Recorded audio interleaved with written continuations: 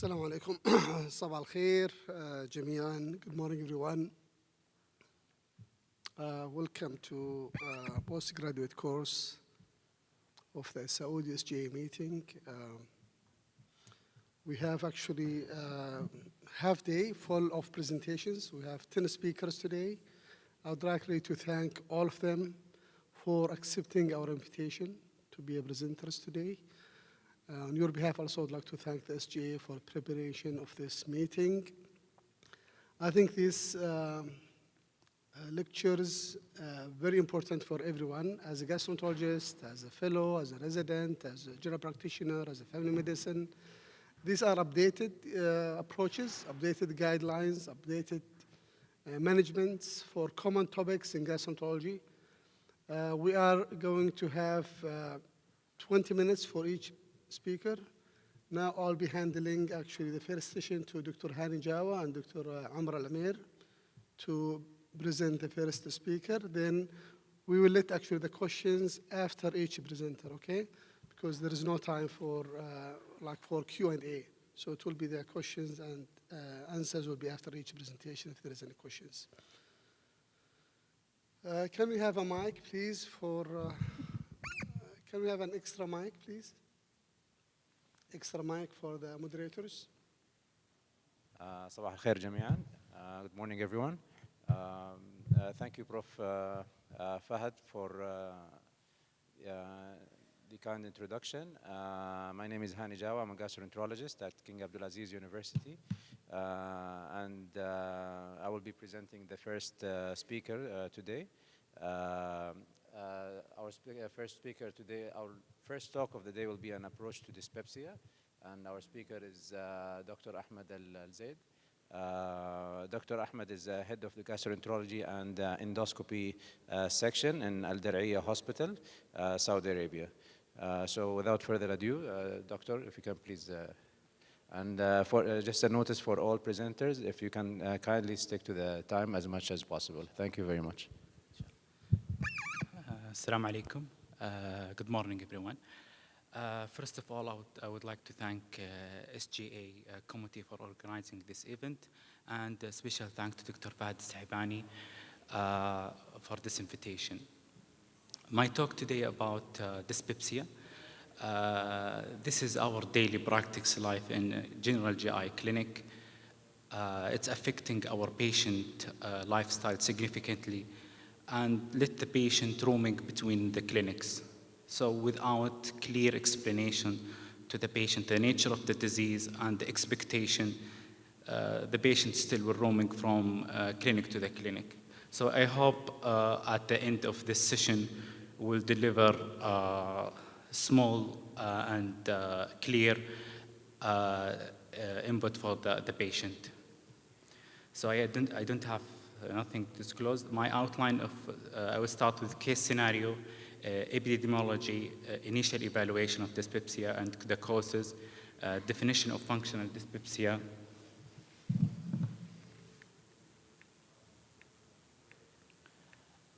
initial evaluation and causes of dyspepsia, definition of functional dyspepsia, pathophysiology, step-up medical treatment, and efficacy of dietary intervention. And I will conclude by talk home messages. I will start with this case scenario. This 34-year-old lady who's come to your clinic because of epigastric abdominal pain in the last 5 months. She's complaining of bloating and early satiety. There is no alarming symptom in her history. There is no use of medication. Her physical examination is normal.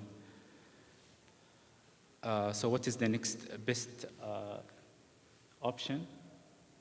Trial of PPI, test of H. pylori, gastroscopy, and medication of lifestyle and diet.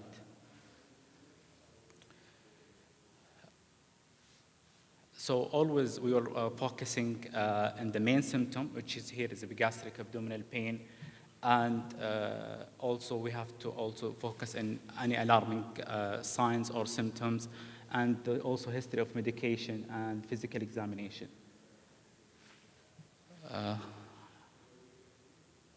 Anyone want to share?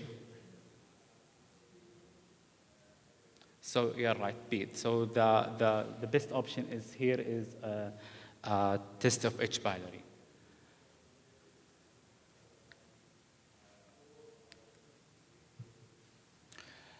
So what about global prevalence of uninvestigated dyspepsia globally? It's very common worldwide.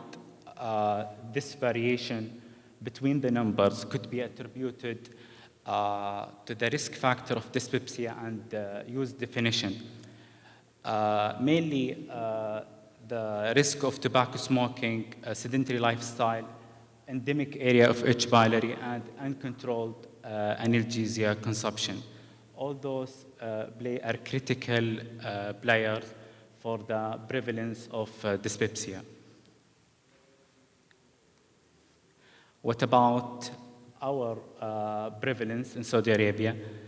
This single study, I found it by Dr. Abdulrahman Wahabi and his colleague, the prevalence of severity dyspepsia in Saudi Arabia. This is a case-based study, including more than 800 patients, and they found more than 90% of the patients having dyspeptic symptom.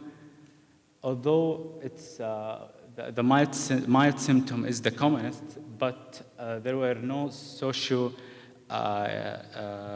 there is no socio-economic difference between all the groups, so it's affecting all male and female and all age groups, and also there is no difference in the BMI, so it's affecting the normal weight and obese patient.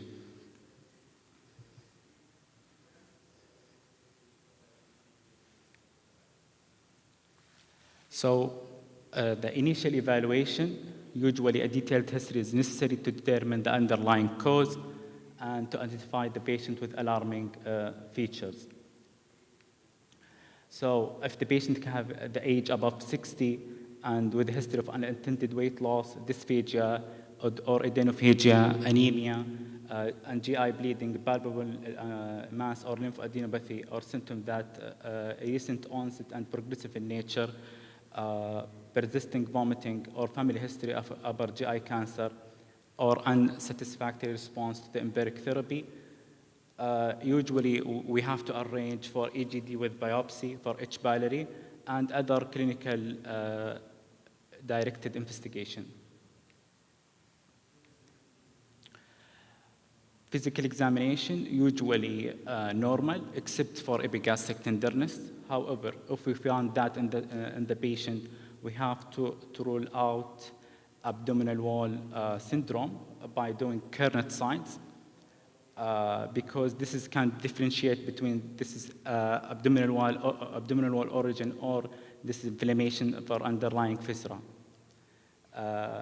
Other important examination, if you found any palpable mass or lymphadenopathy or PROE that indicates celiac artery compression syndrome and ascites. Labs, usually routine blood count and blood chemistry and liver function, serum lipase and amylase, if clinically indicated, should be performed to identify the patient with alarming feature, like iron deficiency anemia and underlying metabolic disease like diabetes and hypercalcemia.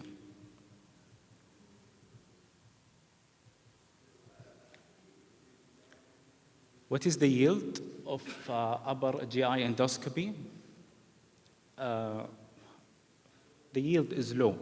So if the patient does not having any alarming sign or the age below the 60, we expect that more than 70% will have normal finding, and the risk of GI cancer less than 1%. So this is restricting our this finding. Let the guidelines restrict the EGD for all age above 60 and or finding of alarming sign. Etiology. So although more than 70 to 80% of the dyspepsia is coming from the functional dyspepsia, there is a common causes like alcohol gastritis, biliary disease, food sensitivity, gastroparesis, hepatitis, large Hiatus hernia, and medication like non-steroidal, bisphosphonate, iron, corticosteroid, metformin, narcotic, antibiotic, and anticholinergic. So what is the definition of functional dyspepsia? We know the room criteria have been used for our research, but room 4 increase the usefulness of clinical practice. There is 2 main subtypes are distinguished by, sometimes they also overlap. Presence of more one with postprandial fullness, early satiety, epigastric pain, and epigastric burning without evidence of structural disease. And this symptom, at least for 3 months, this is a diagnostic for a functional dyspepsia. What is the associated symptom? Usually, the associated symptom, nausea, bloating, heartburn, stomach burn, excessive fullness, early satiety, vomiting, reflux, and bleaching.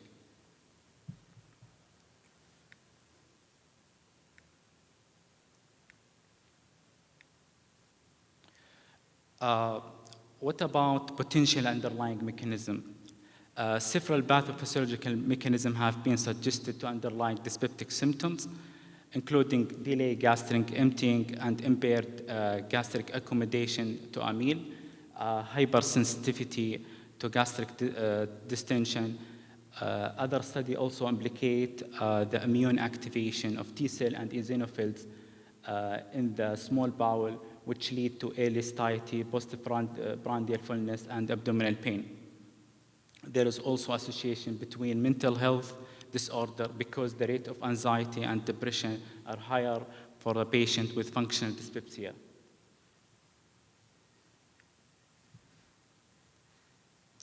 What about management? This ACG, this is the guidelines from ACG and Canadian Associated Gastroenterology guidelines of management of dyspepsia. So starting with a symptom, first of all, of the age. If the age above 60, we have to go directly to endoscopy. If the age below 60, usually we start test and treat.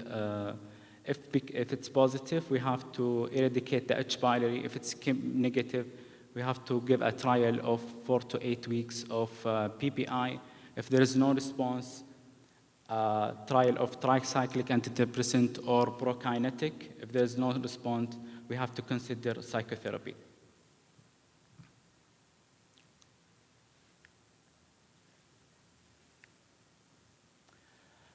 What about European guidelines?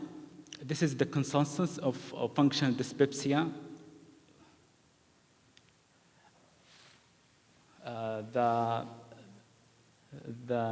The green arrow reflect the risk and pathophysiology, while the blue arrow indicate the diagnostic and therapeutic flow.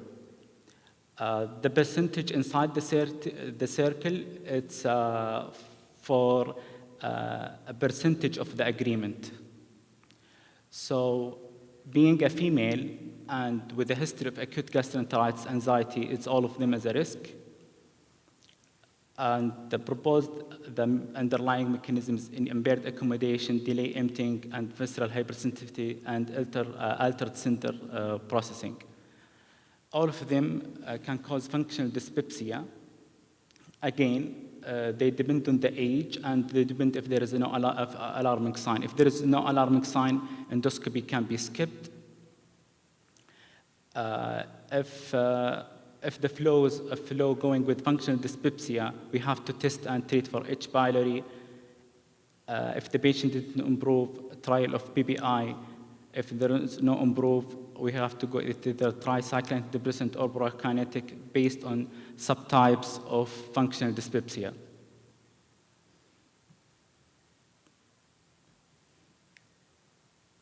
What about efficacy of dietary intervention? This randomized controlled trials showed the low FODMAP versus traditional dietary advice for functional dyspepsia.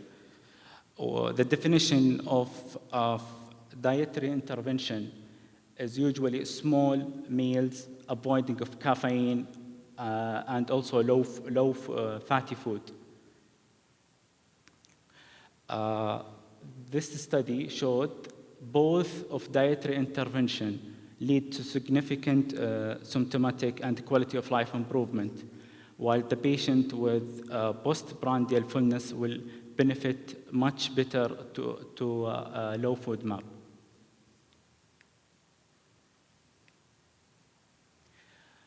What about exclusion diet in functional dyspepsia? This meta-analysis aimed to study each type of food and related to the symptom. And they found that when the patient restrict red meat, banana, bread, cakes, pasta, sausage, fried foods, onion or milk chocolate, and eggs, the symptom of early satiety will improve. While if the patient complaining of bloating, we have to ask the patient to restrict soft drinks, onion, beans, and banana. And if the patient complaining of epigastric pain and burning, we have to ask him to restrict the cheese, the coffee, onion, and pepper, milk, chocolate, and pineapple. I will conclude by this case. This is a 56 years old lady who was referred to the GI clinic because of epigastric pain. She mentioned 6 kg weight loss since 3 months. She was anemic with ferritin of 5. So what is the best diagnostic test? Gastroduodenoscopy, H. pylori test, trial of PPI, and CT abdominal contrast. So again, the main symptom here is constant epigastric abdominal pain. There is an alarm sign, which is 6 kg weight loss, and the ferritin of 5. It's also the patient's anemic. So in that case scenario, we have to go to gastroduodenoscopy. And this is the finding. So take-home messages. Functional dyspepsia is the most common cause of dyspepsia, is ultimately diagnosed 7 to 8 out of 10 cases. The natural history is chronic and fluctuating with a period of the time when the patient asymptomatic followed by episode of symptom relapse. Don't maintain patient on long-term PPI without attempt to stop or reduce PPI at least once per year in most of the patient.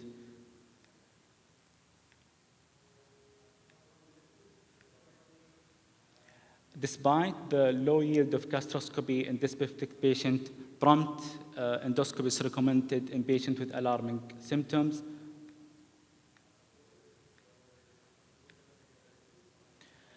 Stress reduction and lowering of anxiety is an important factor to relieve the symptom. Dietary advice should be provided based on each subtypes of functional dyspepsia. The recommendation to ingest small, regular, low-fat meals and avoidance of food that precipitate the symptoms.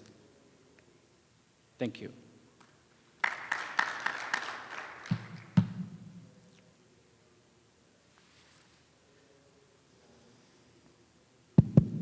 Thank you, Dr. Ahmed, for your amazing presentation, for a very common presentation to our clinic. First of all, I would like to thank the organizing committee for inviting us in such amazing, well-organized conference. It's my pleasure to introduce the next speaker, Dr. Mohammed Salimi. The question at the end, at the end we have 10 minutes for the questions. Or now? Any question?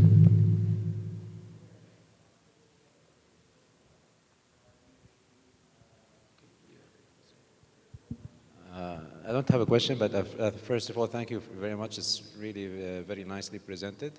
And I'd like to thank you for presenting on the Your slide presenting the physical exam part, you highlighted abdominal wall pain. I think, I'm not sure, maybe our colleagues, we're seeing this actually very common.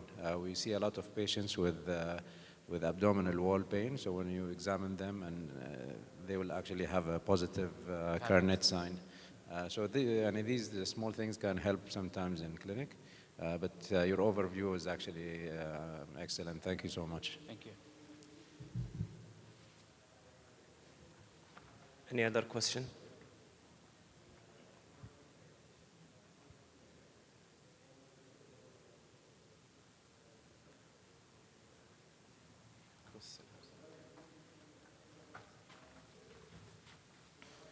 So it's my pleasure to introduce next speaker, Dr. Mohammed Salimi, his presentation about the management of refractory GERD.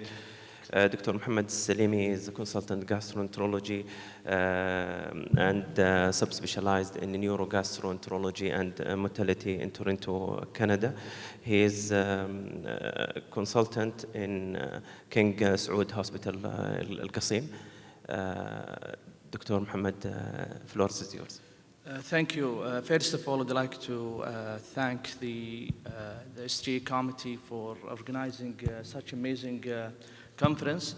My presentation, I will go through the overview of the GERD disease as a common disease in our practice. Then I will focus and simplify the modalities used to diagnose a refractory GERD. As we know, most of us, we experience a reflux, which it's happened once in a while, which we consider it as a physiological reflux, and it's become pathological when it's associated with a symptom or a mucosal injury. The Montreal group, they defined the GERD as a condition in which there is a reflux of gastric content into the esophagus, resulting in symptoms and or a complication.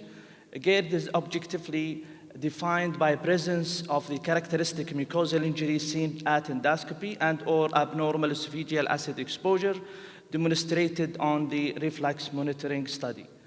When you see the epidemiology of the GERD, it's considered its high prevalence. In the Western country, 25% of population complain about heartburn at least once a month, and 12% at least once a week. The prevalence of GERD is parallel the prevalence of obesity, which is an important risk factor for GERD. Men and women are equally affected. More than 12 billion spent each year for evaluation and treatment of GERD and extraesophageal symptoms. In this study, it's estimated the prevalence of GERD, it was 40. This is a local data, which shows estimated the prevalence of GERD. It's around 45% in Riyadh, which considered it's highly, actually, a number.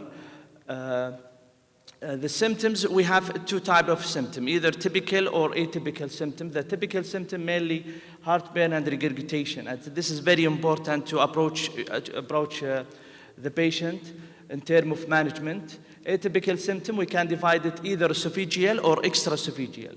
If the reflux of acidic content reaching the esophagus, this is causing chest pain. And if the acidic reflux reaching the oropharynx, the patient might be present with globus sensation, sore throat, burning tongue, dental erosion, and sinusitis. And whereas if the acid reflux reaching the airway, this is causing laryngitis, chronic cough, and asthma. And we consider those symptoms, it's extraesophageal manifestation of GERD. As we know, the esophageal complication, long-term complication, including ulceration, peptic strictures, Barrett's esophagus, and adenocarcinoma. This is the basic physiology of the swallowing, as we see here. The mechanism of the lower esophageal sphincter relaxation, it's usually and normally induced by the swallowing, and its duration less than 10 seconds, and accompanied by peristaltic wave. In the case of a transient lower esophageal relaxation, it's not induced by swallowing, and it extends more than 10 seconds, and not accompanied by a peristaltic wave. It's a part of belching reflux induced by gastric distension. Most common mechanism for reflux, This mechanism, it's inhibited by neuron with GABA B receptor. That's why we can use the baclofen as a GABA B receptor agonist to inhibit transient lower esophageal sphincter relaxation and might prevent reflux, especially if the patient presenting with an acidic reflux. As we mentioned earlier, when you have a patient with a typical symptom of GERD, in that case you can starting empirically trial of PPI for 8 weeks, and your goal is to manage the symptoms with the lowest effective dose, and it's no need to do a further investigation since the patient presented with classic typical symptoms. The endoscopy, it hasn't rule, and we can consider it only for patients presenting with alarming symptom. The reflex monitoring, it has a huge value when the symptom and endoscopy are not sufficient to make diagnosis or the treatment decision. Regarding the manometry, it has a rule to localize the lower esophageal sphincter before you place the catheter, and also it can be used to rule out achalasia, especially if the patient presenting with refractory burning sensation. The barium swallow, it's not longer recommended by the current guideline because it has low sensitivity and specificity to the GERD. Ambulatory reflux monitoring, it's a continuous monitoring to quantify the reflux over the period of the study. And we have 2 types of the modalities, either pH-metry, it has either catheter-based or wireless, and both they measuring the acidic reflux only. Whereas the pH impedance catheter, it's also has advantage to measure both acidic and non-acidic reflux. This is a comparison between and difference between the catheter-based and wireless pH monitoring. On the right side, the catheter-based, it's simply like NG-tube catheter, is inserted transnasally, and it's most of the patients, they are not comfortable with that catheter to stay for 24 hours. It's embarrassing, limit activity, it's a stay for 24 hours, and measuring the ambulatory reflux for a period of 24 hours. And usually, you can do it without manometry. And the aim of the manometry here, it's not using for diagnosis of reflux, it's just to localize the lower esophageal sphincter, and 5 centimeters above that sphincter, we're placing the catheter. It's the only way to use impedance. There is a different type of catheter, either impedance or non-impedance pH catheter monitoring. The wireless capsule, in the practice, it's more easier and more comfortable for the patient, less embarrassing. You can do your normal activity, and it's stay up to 96 hours. And it has an advantage if you have a patient with intermittent symptom. It doesn't require then any manometry. You can do it through endoscopy, and you have to place it 6 centimeters above the GA junction. It's the only measuring the pH. It doesn't have any role to measure the impedance. The impedance pH study, it's a little bit different catheter. It has multiple electrodes and 2 pH sensors, one in the esophagus and another one in the stomach.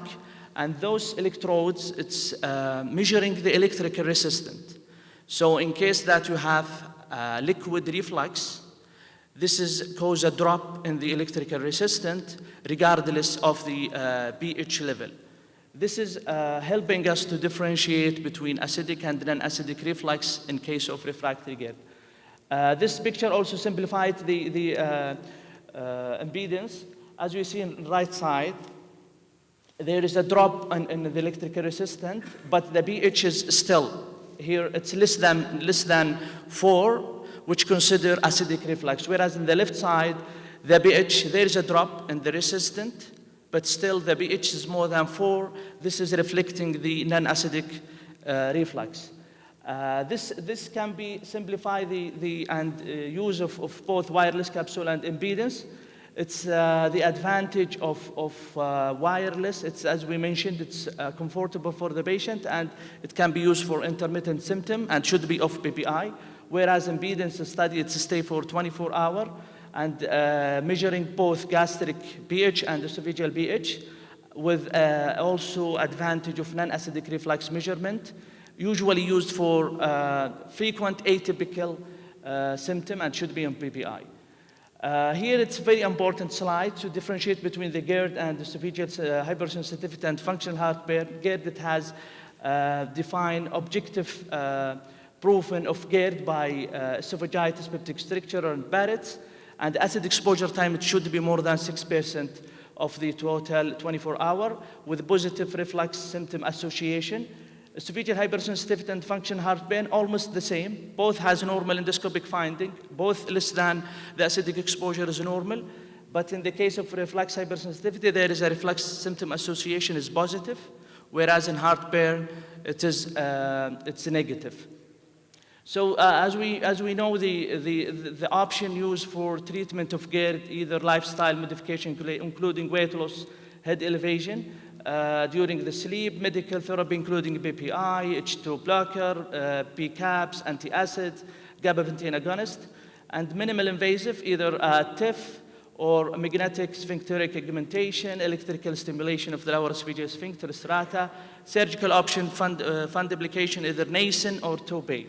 So in case of the refractory GERD, the ACG guideline defined the refractory GERD as a persistent heartburn and or regurgitation despite of 8 weeks of double dose of PPI.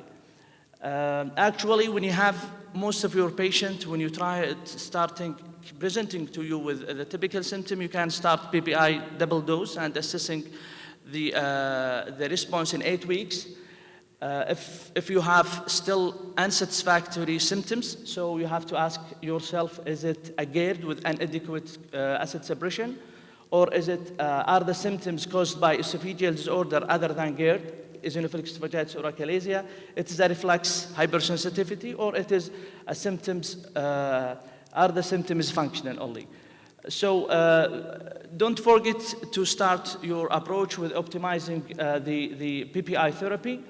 Ensure the compliance, ensure the patient takes his pills half an hour to 45 minutes prior to each meal. And as you know, the PPI is a prodrug. It's only actively secreting parietal cell affecting by PPI. It's reasonable to switch from one class to another class. What's the reason behind this point?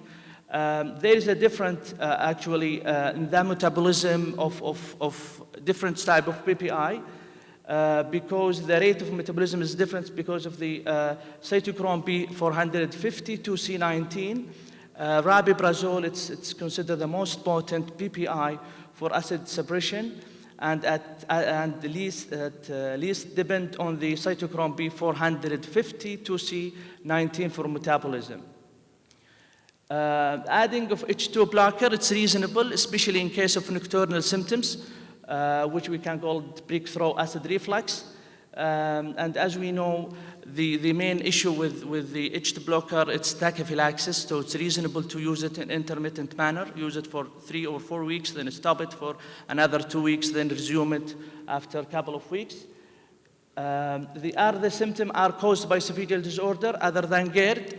The common things you have to keep in your mind, EOE. So the ACG guideline recommend to stop the PPI for from 2 to 4 weeks prior to doing endoscopy in case of refractory GERD, if you have a doubt in your diagnosis, because you have to do the endoscopy of PPI with esophageal biopsy. EOE has been seen in 1 to 8% of the patient with refractory GERD. The reason why temporarily discontinue PPI before endoscopy, as we mentioned, may be unmask the EOE histology, which could be obscure for endoscopy as, if endoscopy is performed. Achalasia also another differential, so here you can use the manometry to diagnose the achalasia, especially in patients with persistent heartburn Achalasia has been seen in 1 to 3% of the refractory GERD. The ECG guideline recommend consider esophageal manometry as a part of evaluation for refractory GERD in patients with normal endoscopy and pH monitoring study, and for patient being considered for surgical or endoscopic treatment. Is it reflex hypersensitivity? The reflex hypersensitivity is a condition which there is a normal esophageal acid reflux exposure, but there is a positive reflex symptom association. Combined impedance study, it's enabled to diagnose of reflex hypersensitivity. Its impedance study can measure all reflex episode, either acidic or non-acidic, and even weakly acidic pH. Reflex monitoring provides symptom index and symptom associated probability. Positives of symptom index and the symptom associated probability indicate significant association between the episodes of reflux and symptoms. How to manage the reflex hypersensitivity? Lifestyle modification still has a role. Weight loss and small meals. We can consider the GABA P receptor agonist baclofen that decrease transient lower esophageal sphincter relaxation, especially if regurgitation is the predominant symptoms. It's recommended to start with low dose, 10 mg TID, and increase it gradually to 20 BD. As we know, the tolerance is very poor with most of our patients with those medication. Such side effects like drowsiness and dizziness is common. We can consider allogeneic antacid, which is make the mechanical barrier between the top of acidic juice. So we can consider it as acid pocket stabilizer, especially for patients whose experience of reflux postprandial. In severe symptom refractory to the medical therapy, we can consider laparoscopic fundoplication. Last one is the symptom are the symptoms functional? In those cases, they have a GERD, but not in the esophagus. They have GERD in their brain. So the functional heartburn are not because of GERD, let's say, per se, or any other identifiable histological or motility or structural abnormality. pH study has completely acid exposure with a negative reflux symptom association. In those patients, it's reasonable to discontinue the PPI if they purely have functional heartburn. Consider tricyclic antidepressant or SSRI an option. Avoid the anti-reflux surgery and endoscopic treatment.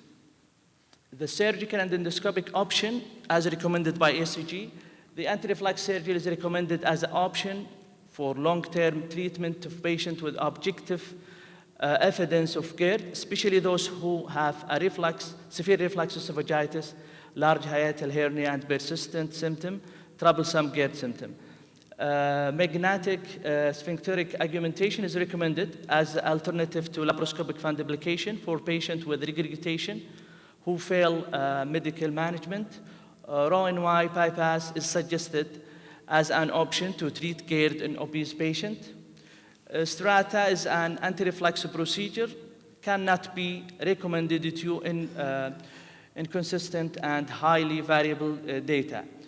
TIF is suggested, which is transoral incisionless fundoplication, is suggested to be considered for patients with troublesome regurgitation or heartburn and do not wish to undergo anti-reflux surgery or don't have a severe reflux esophagitis. This is algorithm just simplify and guide you to in case of refractory GERD. If you have patients with refractory GERD, you have to start with optimizing the PPI for a couple of weeks, and if there is any indication to do endoscopy, you should stop it for a couple of weeks prior to the endoscopy. If the symptom is relieved, so continue current medication and discuss long-term option. If you have unsatisfactory symptoms, in that case, if the primary symptom is regurgitation, you can consider anti-reflux measurement in highly selected patients. Especially those with hiatal hernia should be less than 2 centimeters in case of TIF. Or you can proceed with impedance pH monitoring. And if it's normal, consider surgical or endoscopic intervention. Consider escalation of medical therapy. In case of normal impedance, so we have either reflex hypersensitivity or function heartburn. To differentiate between them, the reflex symptom association will be positive with the reflex hypersensitivity, and the anti-reflex procedure can be considered in those group. Lifestyle modification has a role, baclofen and alginate. The functional heartburn, the reflex, as we mentioned, reflex symptom association should be negative, and in those cases, neuromodulators can be initiated. Cognitive behavioral therapy also can be used. Thank you so much.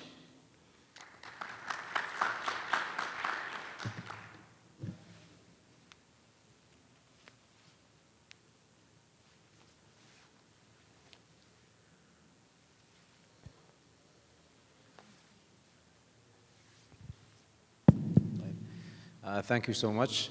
Again, very excellent overview. Any questions from the audience regarding the evaluation or management of especially refractory GERD?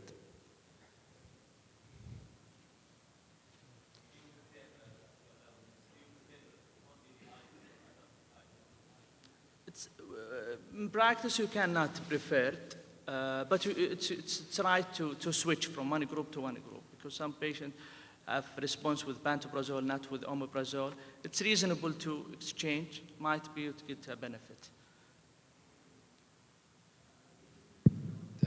Regarding, you mentioned the wireless pH study. Do you think, from your practice, do you think we're underusing this investigation? We're not doing enough pH studies in our patient, or do you think that's from your experience? I guess yes, we're underestimating this. It has a very huge value. So Right. in categorizing a patient, especially if there is a strong indication. Most of our patients, they have functional symptoms. So they cut off if there is no proven GERD to start with or proceed with the ambulatory wireless pH capsule to just differentiate it as its functional symptom or it's a real reflux. Right. So and you suggest that if I have a patient who is on a full dose PPI for 8 weeks with inadequate response, that they're Reasonable good to candidates proceed. for pH, Yeah. pH measurement. Especially if there is if it's normal endoscopically.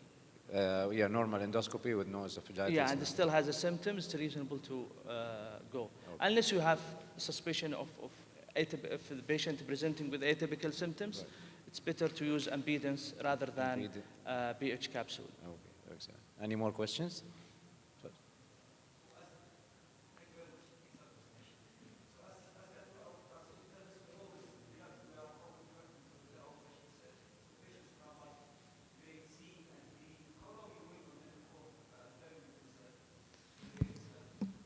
It's depend. First of all, if he has a hiatal hernia more, you mean endoscopically or surgical intervention?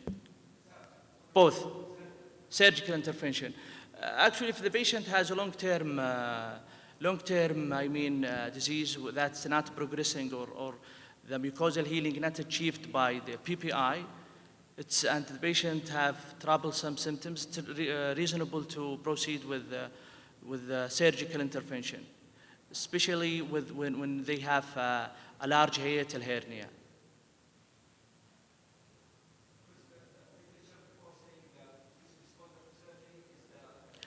Yeah, yes.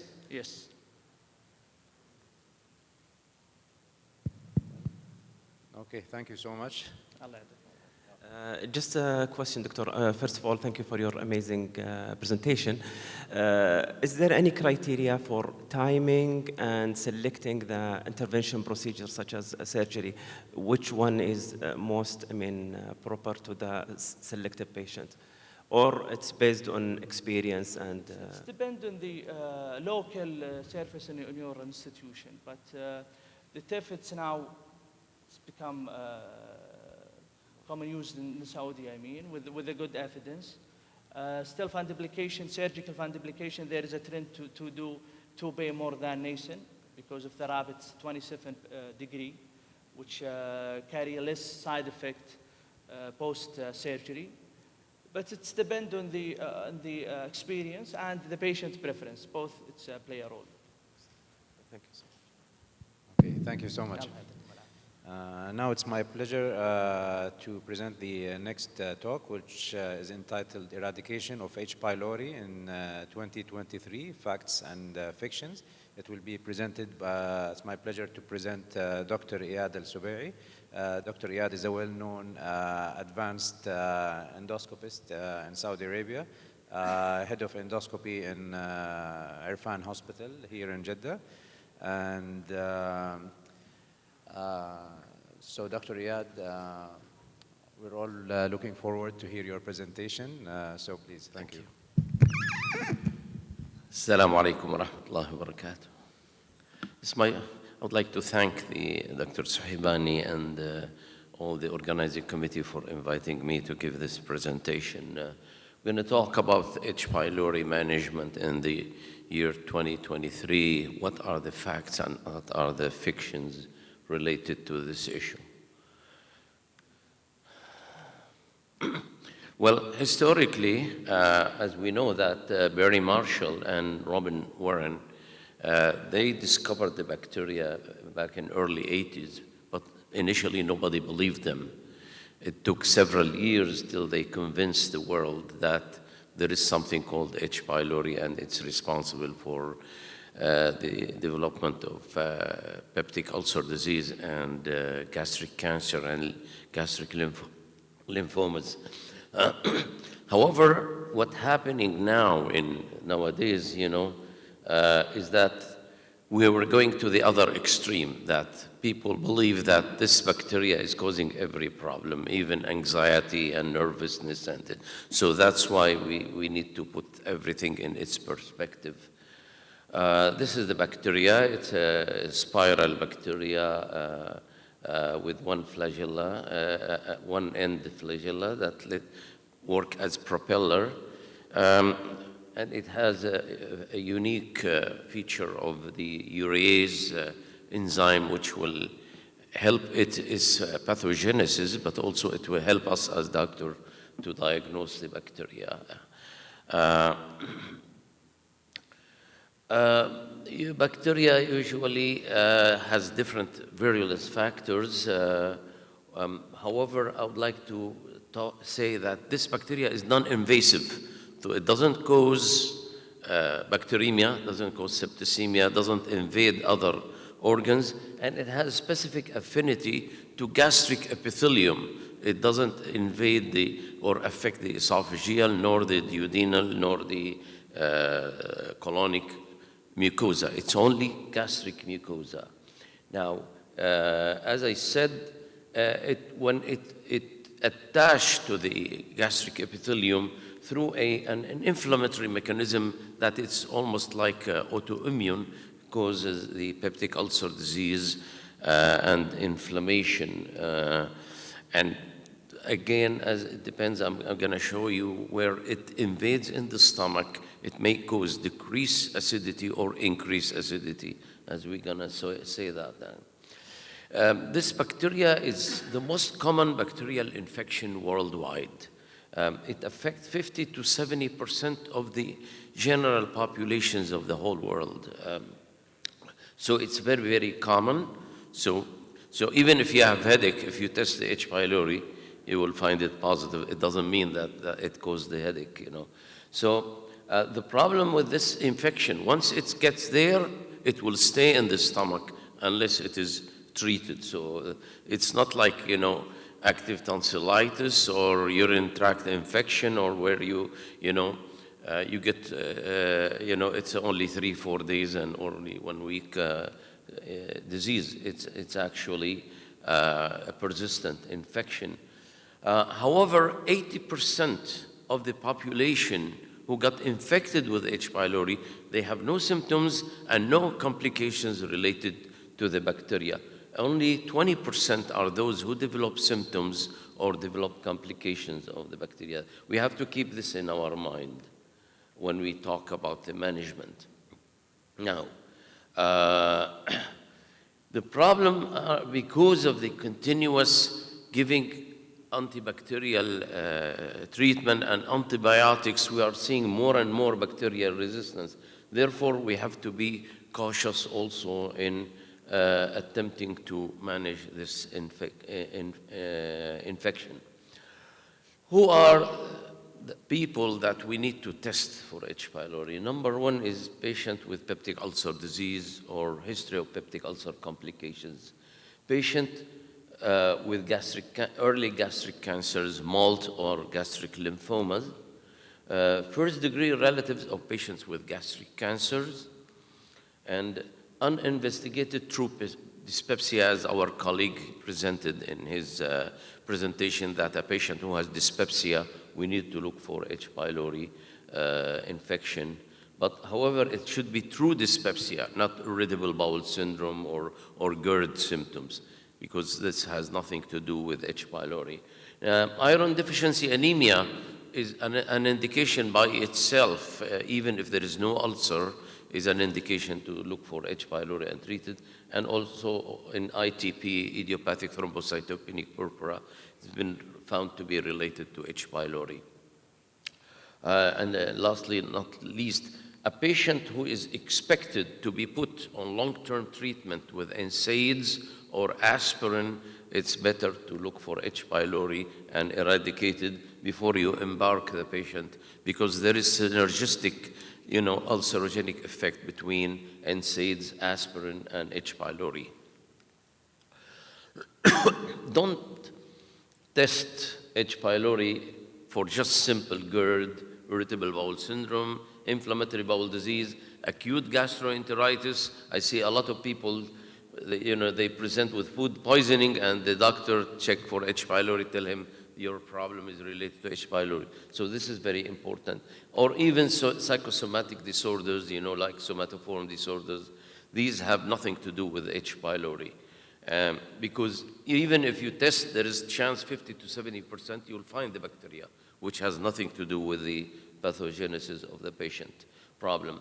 Diagnostic modalities, there are, what are really effective are the either urea breath test or stool antigen as non-invasive diagnostic modalities. Don't depend on the serology. Serology is nonsense in H. pylori, because it just reflects an antibody presence, whether this infection has gone or is still there, so it doesn't differentiate. When there is an indication to do EGD, endoscopy, then endoscopy with biopsy is a check either with the rapid urease test or with the histopathology. And the advantage of the biopsy, of course, it tells you other issues, not only if H. pylori is there or not. Now, how do we manage the bacteria? That's the bottom line. It's most important. There are some principles we have to keep in our mind before we start treatment. Number one, assure the proper indications. As I said, there is a clear indication to give anti-H. pylori. Number two, make sure that when you want to start your patient, that the patient will really adhere to the treatment till the end of the course. A patient who is skeptical or who is not reliable, don't try to give anti-H. pylori, because that will create bacterial resistance and then it will become more difficult to manage. Give the highest effective modalities. I've seen a lot of people who give either low dose of antibiotic or they don't select the proper antibiotics, okay?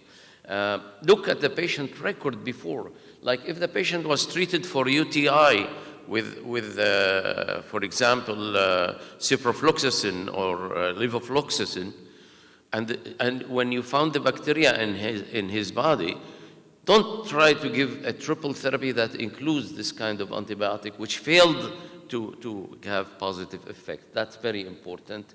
And never repeat the course. And I've seen in my practice, patients come to me, they were given by other doctors 2 and 3 and 4 repeated same course of treatment. So if the patient doesn't respond to the treatment, don't try to give it again. Another important principal factors here, we have to be sure, especially since the amoxicillin, I'm sorry, how to get back.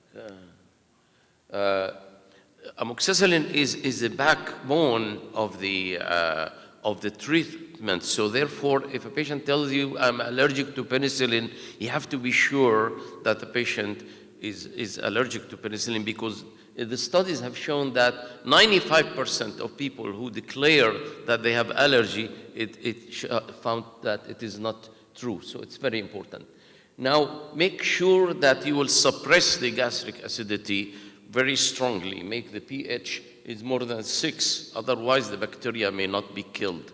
So that's why you have to give very potent proton pump inhibitors or other methods I'm going to show you later on. And your treatment course have been found to be not less than 14 days. You know, people give treatment for 10 days or 1 week. That doesn't seem to be effective. Now, it's very important nowadays to confirm the eradication of the bacteria after you treat it. Now, you use the urea blood test after 4 weeks or more, but don't do stool antigen until it is more than 8 weeks, because what happens is the bacteria, even if the bacteria is killed, its antigen still present in the stomach for a long time. So if you test it, you may find it that it is falsely positive. So that's why after 8 weeks, check with the. Nowadays, the problem is we have a lot of bacterial resistance by H. pylori. Clarithromycin almost more than 30%, levofloxacin even more, and metronidazole. These are antibiotics that have lost their role in the management unless we do a susceptibility testing. Now, thanks God that amoxicillin still works very well. Tetracycline is an excellent medication that is very, very effective with minimal resistance. And of course, I don't know rifabutin, but I think it's not available in our area. Now, the good news is that about metronidazole, the studies have shown that if you double the dose, because originally they used to give 250 milligram 3 times daily. Now, if we double it to 500 milligram 3 times daily, together with other antibiotics, the resistance becomes even less than 11%. So these are the different modalities that have been used by doctors. The bad news is that whatever people always give triple therapy, whether it's clarithromycin triple therapy or levofloxacin triple therapy, unfortunately, the response rate is less than 80%. The recommendations, as I'm gonna show you with the Maastricht 6, and the ACG and the AGA guidelines tell that eradication of H. pylori should provide a response more than 85% when you decide to give treatment. We have the good news is the bismuth-based quadruple therapy that gives more than 90% eradication rate.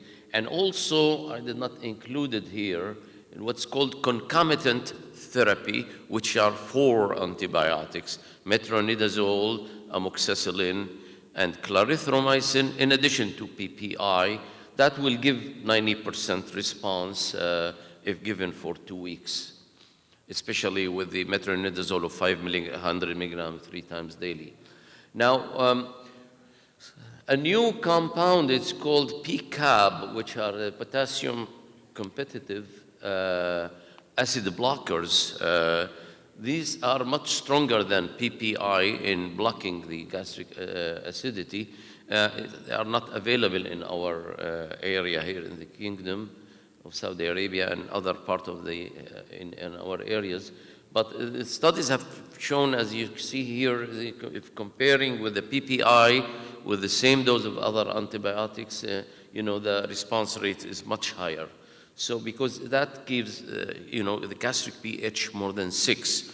The dose for H. pylori is 20 milligram BID with the vonoprazole.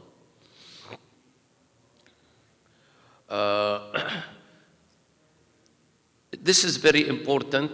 I think the laboratories in our areas should start work on that. When you want to use the conventional treatment, as we said, the triple clarithromycin triple therapy or metronidazole triple therapy or levofloxacin, it's better to check for the susceptibility of the bacteria. There are two basic mechanisms, either the conventional, which is the culture and sensitivity, or what's called next generation sequencing. This seems to be very effective with excellent result. Even you can do it on a stool sample, doesn't need a biopsy. And also, even if you have a biopsy, even in paraffin block, that will work with this kind of, and it can test 6 antibiotics at the same time with an outcome results of around 90% as compared to the conventional culture and sensitivity. So this to be kept in mind. Now, in Maastricht 6, this is recently, it's almost a year ago, they recommended that we should not try to give conventional triple therapy unless there is, susceptibility testing, because, the eradication rate is less than 80% or 85%. Now, the good news is that the business quadruple therapy here, it works very well, so you don't need to do sensitivity testing if you want to use the bismuth quadruple therapy. Now, as I said, doubling the dose of metronidazole works very well in our hands. So therefore, the backup treatment, if that fails, now, if the conventional treatment, the one which fails, then use bismuth-based quadruple therapy. I think it's available here in the name of Pylera. You give Pylera 3 capsules 4 times a day for 14 days, in addition to double dose PPI. Now, if the failure was due to bismuth quadruple therapy, then in that case, and the patient not allergic to penicillin, then you can give rifabutin triple therapy, which is PPI, amoxicillin, and rifabutin. I ordered it. I had one patient. The company brought it from out of the kingdom for rifabutin. So it may be available if we, feel that it is needed. Now, if the patient is allergic to penicillin, true allergy, not just saying I'm allergic to, then you may have to do susceptibility testing for this. Now, reassess the indication again. When it fails several times, why am I treating it, In that case, endoscopy is important, and look if there is a true inflammation, true peptic ulcer disease, or any problem. Now, now we have good news that we kill the bacteria. What about, are there any bad news to this? We have to keep in mind, it's still debatable, but I think there are some, facts that saying the problem with just across the board trying to kill the bacteria. As we know,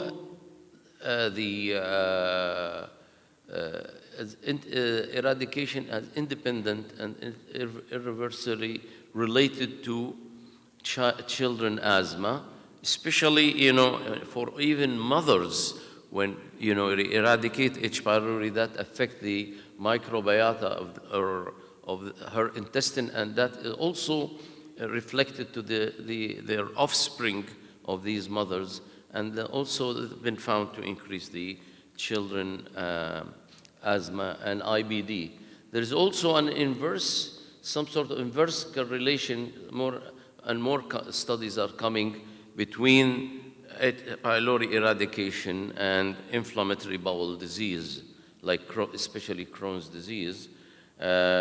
Even in Japan, the study have looked at those who were treated for H. pylori and followed them, and found that they have higher incidence of inflammatory bowel disease compared to those with who their bacteria were not treated.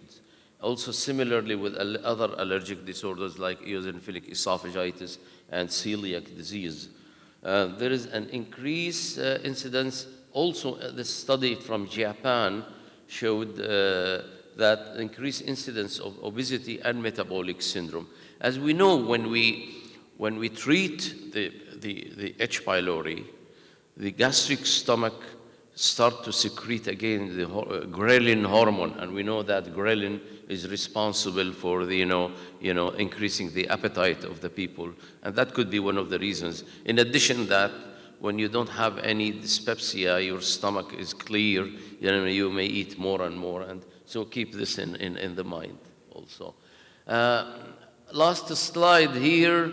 I'm not a pediatric gastroenterologist, but I found it very important because it's a guideline of European and North American Society of Pediatric Gastroenterology and Nutrition. H. pylori does not cause abdominal pain in children if there is no ulcer. So there is nothing called non-ulcer dyspepsia in children, That's why, we should not look, if we want to look at the bacteria, if it's present or not, then if there is strong indication, do endoscopy, and if there is ulcer, then you treat. The other important is adherence of treatment. The child of 7 years old or 5 years old, it's not easy to keep that patient on anti-H. pylori. And if you give half treatment, then you are inviting more and more bacterial resistance. That's why it is very important to look at the proper indication for checking H. pylori in these kind of children. And susceptibility testing is very important for clarithromycin because more and more people are getting infection. And thank you very much. Thank you so much, Dr. Riyad. Really useful updates. So I'll start with taking some questions. Any questions related to either testing H. pylori or management? Fadal.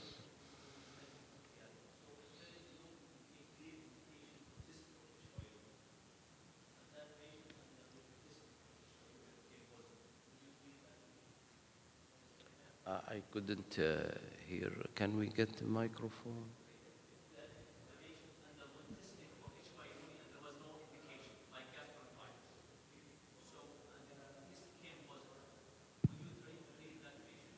Well, legally and officially, once you document the presence of the bacteria, you have to give treatment to eradicate it. You cannot neglect it.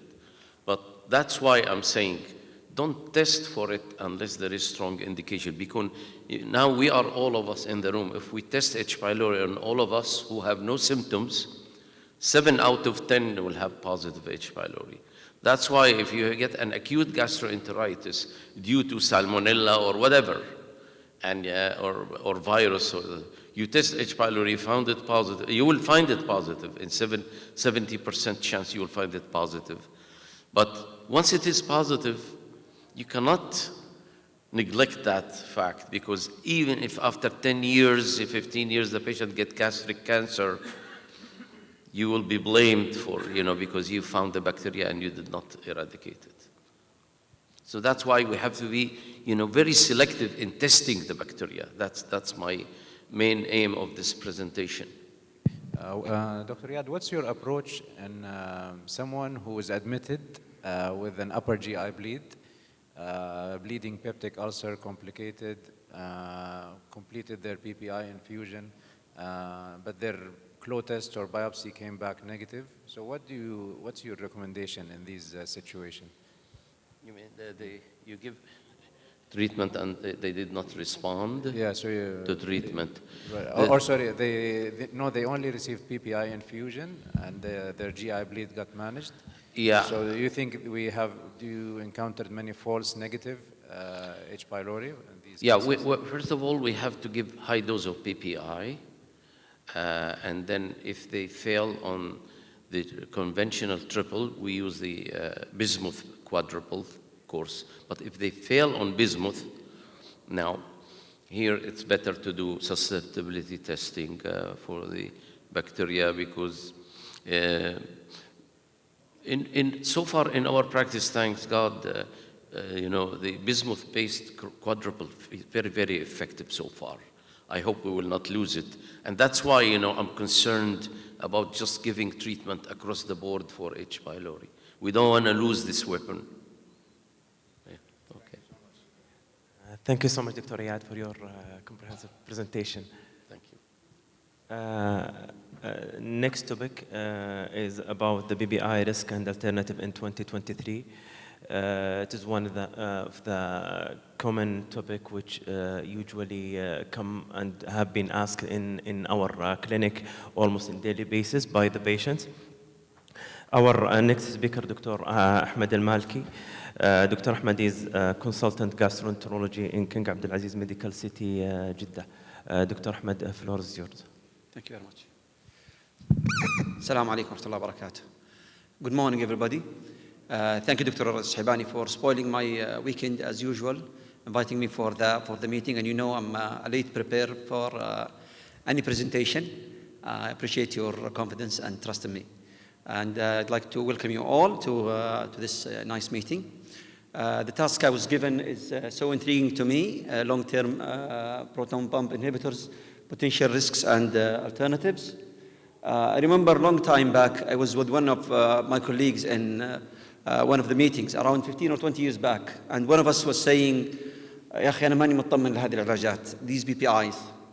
So the other one, you could guess whom, was saying, خل عنك هالكلام بس, ولك ما جربت الحرقان, تراها فتح من الله. We'll see about these. We'll go into the history first of PPIs. PPIs, the prototype of PPIs is omeprazole. It was discovered in 1979, but it was not launched except in 1988, almost 10 years later, because of initial studies, animal studies showed that there is increased risk of gastric carcinogenesis. But it was later found that it was after complete abolishment of acid secretion that the risk of gastric cancer increases. So after that, human studies were done again, and after that, it was approved in 1988 and launched. Not long enough, other PPIs were produced. Lansoprazole followed by the 2000. Esomeprazole was almost the next generation. And in 2009, dexlansoprazole was launched in the market. During the development of these medications, multiple safety studies were published. In 1992, acute interstitial nephritis was discovered in one of the patients, and it was showed association with PPIs, and it's idiosyncratic, and we'll talk about this later. In 2003, cholesterol difficile also was related to these medications, and by 2004 and further, multiple side effects or adverse events were related to PPIs. Despite that, there is, as you can see in the yellow chart, that there is increment in the prescription of these medications. By 2015, around 56 million prescriptions were prescribed in UK alone. Utilization of PPIs over time has increased, and this is an elegant study from British Columbia, showing that the British Columbia population in 2000 was 4 million. By 2018, it was almost 5 million, increased by 20%. But the total PPI users increased by 257%. Annual number of PPI prescriptions was increased by 440%.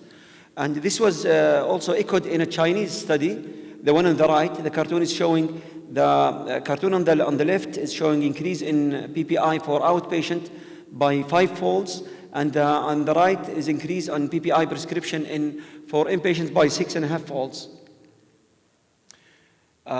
This was also the overuse or overprescription of PPIs by the doctors is reflected in these two studies.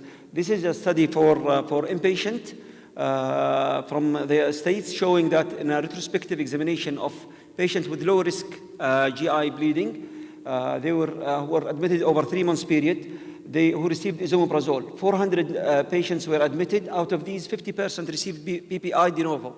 It means that they were not on PPI, and they were at low risk for GI bleeding, and they still received PPIs. Out of these, 76% had inappropriate indication for PPI, and 40% of these patients were continued on PPI on discharge. Regarding the overprescription in outpatient, this is another study from the States talking about describing around 1,000 patients. 35% of these patients were given PPI appropriately and documented appropriately too. 10% who received PPI were for treatment of extraesophageal symptoms based only without investigation, and 20% received PPI for gastroprotection. But the highlighted here is that 36% of the patients had no documented appropriate indication for PPI, and 76% of these continued for at least a year. So that's why, because of this very high cost for the PPIs, the burden of the cost on the health services, and the potential adverse effects that I talked about before, and that I will explore further in the next few slides. A lot of national and international bodies start to recommend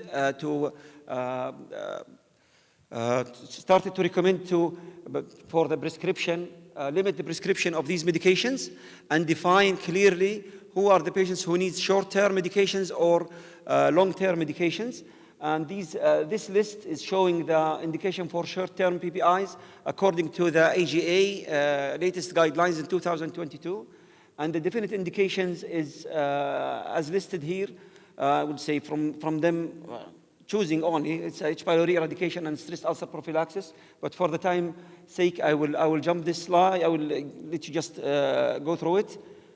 And the indication for long-term PPI use, the different indication are reflux esophagitis with its different complications, patients who have Zollinger-Ellison syndrome, eosinophilic esophagitis, gastroprotection in patients who are using NSAIDs plus aspirin, and prevention of progression of idiopathic pulmonary fibrosis.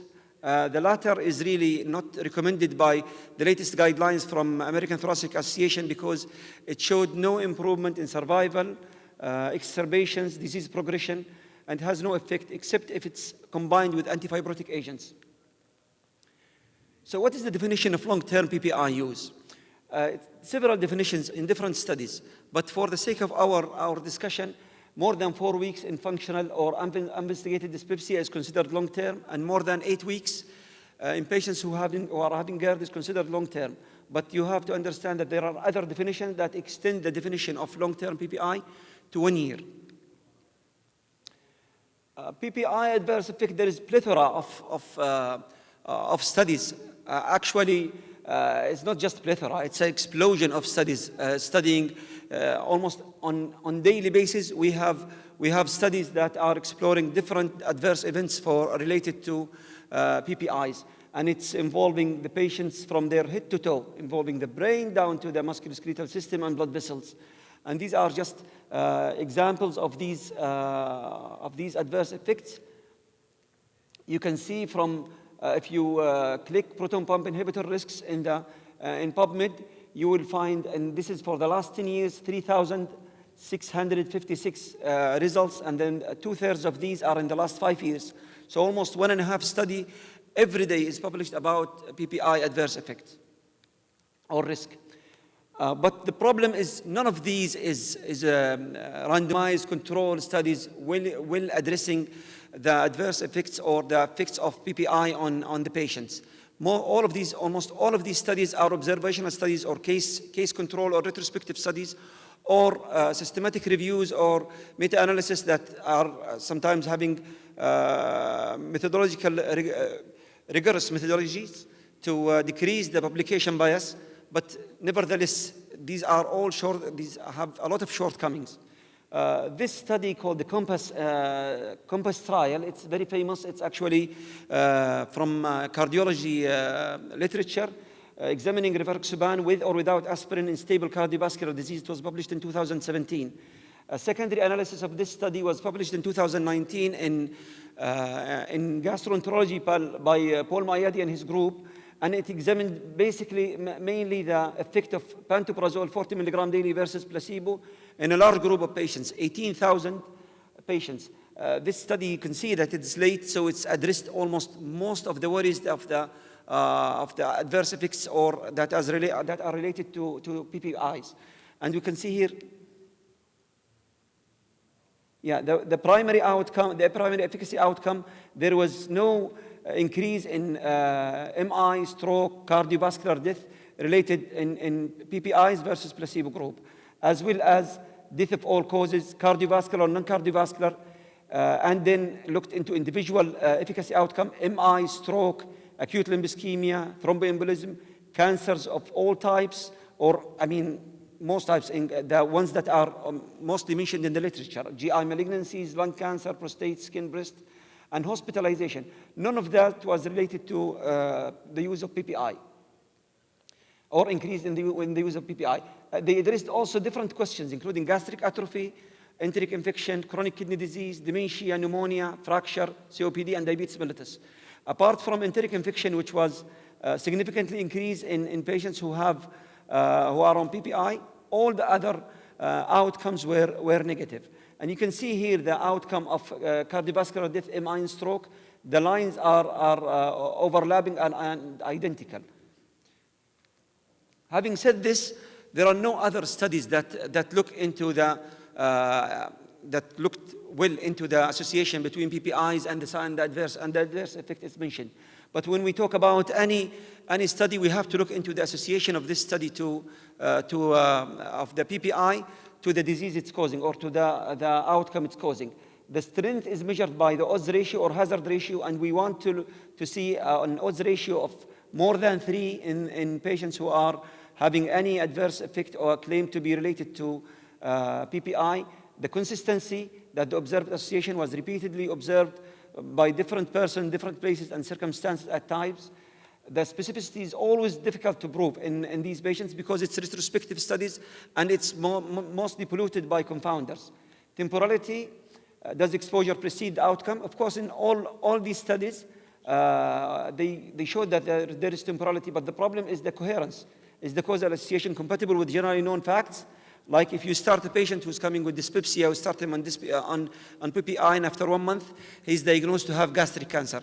Then if you put him in the study as a causal factor, this will be misinformation to the reader. Plausibility is important factor. Okay, Spanish.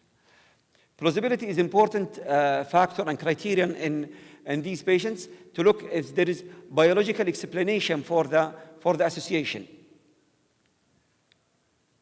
Having said this, we'll explore a few of the side effects that are, or the adverse events that are described with PPIs. So this elegant article actually is describing the association of PPI to digestive side effects, and it's all related, of course, to the gastric breaking of the gastric acid barrier and the hypochlorhydria, and causing exogenous microorganism to increase, and also for the gastrin to increase, which has a trophic effect, and at the same time having the hypergastrinemia lead to hyperplasia of the parathyroid, increase the PTH, and the increase of calcium absorption and phosphate secretion, and this will lead to dysbiosis and increase in the changes in the microbiome. This may lead to several adverse events according to this study: functional dyspepsia, lower GI bleeding. This is quite interesting actually, but it has not proved. The association is quite weak. The Clostridium difficile infection, gastrointestinal infectious disease, inflammatory bowel disease, and cholelithiasis. All these were related to the PPI affecting the microbiome and the gastric acid barrier. Of these, the PPIs, enteric infection are the mostly related to the PPIs. The odds ratio in several studies is more than 3, which is a moderate association, and it's consistent across studies. So this is a moderate evidence for increased risk of bacterial gastroenteritis in patients who are taking PPIs. Regarding Clostridium difficile infection, with PPI use, the increased risk is odds ratio of 2, which as we said, is weak, but it is quite consistent among almost all the meta-analysis. It's quite consistent. It has a role in increased risk of recurrence with odds ratio of 2.5. PPIs and SIBO, I'll jump this for the sake of time, Malish, but the relation is weak, and it's not proved if we diagnose SIBO as 10 to the power of 5. But if we have it at a lower limit, 10 to the power of 3 to 10 to the power of 5, maybe it's relevant. What about PPIs and bone health? Again, increased gastric pH will lead to decreased calcium absorption and decreased magnesium absorption. These will cause decreased osteoblast activity and osteoclast activity with impairment of parathyroid hormone and vitamin D function. Increase of parathyroid hormone, as we said. The gastrin itself, through histamine, it has a osteoclastogenesis effect, and decrease in vitamin B12 will lead to increased risk of falls. All of these will lead to plausible mechanism of increasing falls and increased fracture in patients with on PPIs. This is a study that was published recently, and it's looking into the biomarkers for bone homeostasis, and it's a randomized study. It's one of this is the other randomized study that I found, and it looks into the biomarker for bone formation and bone resorption. And unfortunately, the study is quite short. It's only for 26 weeks. And comparing the dexlansoprazole, esomeprazole to placebo, it showed that there is decrease in the bone formation and increase in the bone resorption, but it did not reach to statistical significance. And again, there was changes in BMD in patients who are on dexlansoprazole and esomeprazole, but compared to placebo, but not reaching significant level. And I think all of that is related to the short duration of the study, which is really a big hiccup in this study. This is a meta-analysis showing that there is increased risk, but it's again increased risk of fracture in postmenopausal women. And the risk ratio was, odds ratio was around 2.2. And, but another meta-analysis, different than this one, sorry. Okay, but including 10 studies and involving more than 200,000 fracture patients, showed moderate increase in risk of hip spine fracture with PPI use. The risk ratio is 1.25. So as we said, is weak association. And in this study, 6 studies show increased risk with PPI use. 2 studies show no difference, and 2 show PPI was protective. So this is quite inconsistent. What about PPIs with acute interstitial nephritis? The association is the first described as when PPIs were first used. It's idiosyncratic. Taken together, the constellation of evidence strongly suggests that PPI use should be considered as a putative culprit in evaluation of acute kidney injury and acute interstitial nephritis, especially in hospitalized setting. The risk is increased in the first 120 days in these patients. And as I said, it's idiosyncratic reaction, cannot be predicted. But it's advised by many bodies that to check patients who are long-term PPIs who cannot stop it, to check renal function annually. So the strength of association, the odds ratio is 5, so it's moderate and it's consistent, but no clear dose response because it's idiosyncratic and this does not apply. The biological plausibility is not clear, but it's related to immune complex disease, idiosyncratic and immune complex disease. Regarding the chronic kidney disease, there is this meta-analysis among others showing conflicting data. Although the strength of association is weak, only 1.3%, but the conclusion of the authors that PPI users had 3% increase in 10-year risk of CKD versus non-users. خيلتكم بهذا صح؟ معلش. Okay, dementia. This is a very hot topic in the really, and recently there was a big debate about, a big announcement about dementia in related to this study, the ERIC project. This is a project overseeing the patient with cardiovascular diseases, and it's established since 1985 until now. It's ongoing. Out of this cohort, 5,700 dementia-free participants were examined, and they were checked at every 6 months. And out of these, 585 cases of incidents of dementia were identified during follow-up. And the conclusion that those who used the PPIs for more than almost 4.5 years, cumulative before visit five, which was the beginning of the study, were at 33% higher risk of developing dementia during follow-up. So this was the highlight of clinical psychiatry website. 1 minute. Psychiatrist.com, which is the biggest clinical psychiatry. 1 minute. 1 minute? Okay. I'll skip this, I'm sorry. The PPI with the cardiovascular events, the safety is actually, it's non-conclusive. These are two big meta-analyses. There was no increase or no safety alarms in both studies. And this is with association to clopidogrel particularly. There is no increase in cardiovascular event, but there is a decrease in it's gastroprotective for upper GI bleeding. So where are we now? With this confusion, when we did not have information, and the confusion is more now with the more information, correlation versus causation should be always the goal. Like in this study, divorce rate in Maine, which is a state in America, correlates with per capita consumption of margarine, which is alternative for butter, you see, but there is no biological plausibility, of course. So basically, what are the alternatives? For GERD, lifestyle modification, alginates, H2 blockers are still available and alive. We know ranitidine was withdrawn from the market, but famotidine is available, and it's a good drug. Potassium competitive acid blockers are another option, still not available in the market. Another drug that's not available in the market is antipepsine protease inhibitors, like amiprovir. It's studied and it shows promising result for protection. Gastroprotection, we have H2 blockers and misoprostol. For eosinophilic esophagitis, we have 6-fold elimination and budesonide, whether swallowed or dispensable tablets. Functional dyspepsia, we have H2 blockers, tricyclic antidepressant, SSRIs. I will skip this. Vonoprazan showed better healing of grade C and D versus lansoprazole 30 milligram. And I will conclude with this slide. For PPI users, you should always revisit the indication. Every time the patient comes to you, if no indication for PPI use, you should stop PPI. If the indication is unknown, or the patient have mild to moderate esophagitis or GERD treated for 4 to 8 weeks, lower dose or stop and use on demand.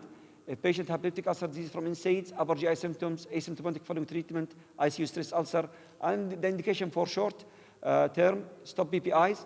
And for the severe esophagitis, Barrett, history of bleeding, GI, chronic NSAIDs, bleeding risk, continue PPI in the lowest dose possible. Monitor for recurrence of symptoms and rebound hyperexcitation in all other indications. Thank you very much. Thank you, Dr. Ahmed, for your informative presentation. Is there any question? Yes.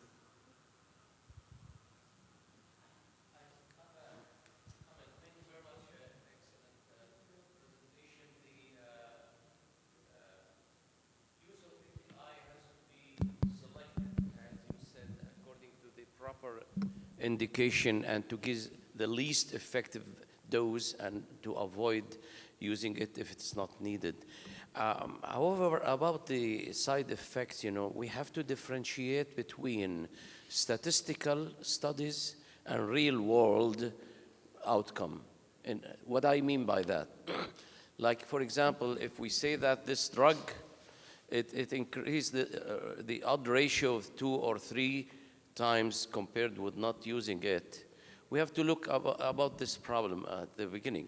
Like for example, the incidence of hip fracture in general, 1 per 1,000. Now, if we say that PPI with high dose, it tripled the incidence of hip fracture. So instead of 1 per 1,000, it will become 3 per 1,000. and still you have 997 patients will not have any problem. So, you know, that's why I said we have to differentiate between the statistics, which sometimes may scare us, and the real world outcome. I agree. Thank you, Dr. Yeah, Dr. I think the guidelines are mentioning this, that the reason to stop PPI is the clinical indication, not just fear of PPI side effects. This should be emphasized. Thank you for emphasizing this also. Excellent talk, Dr. Ahmed, as usual.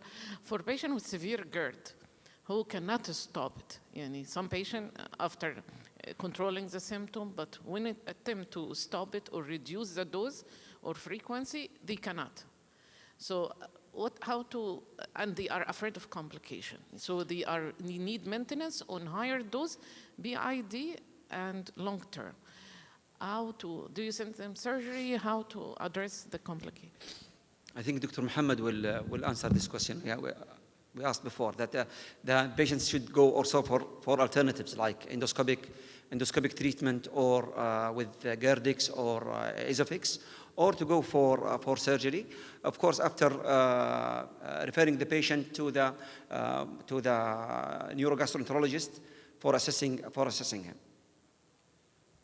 Further.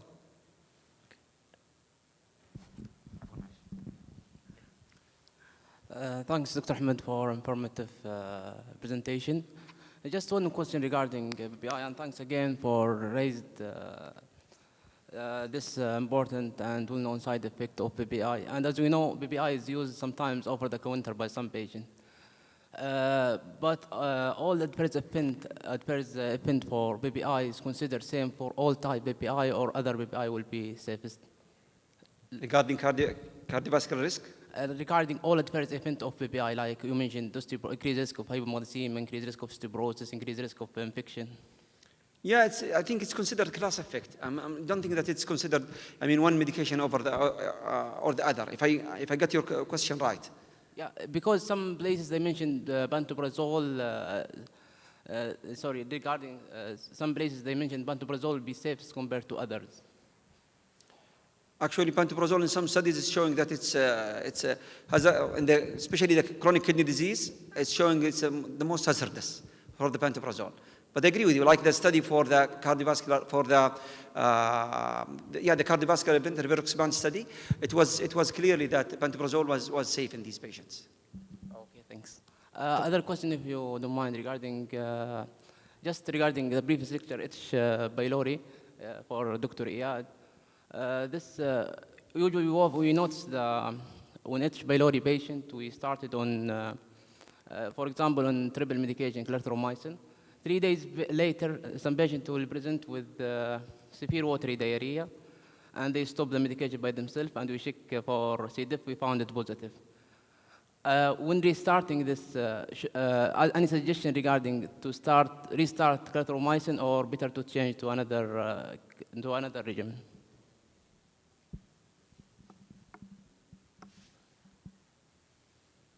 Yeah, and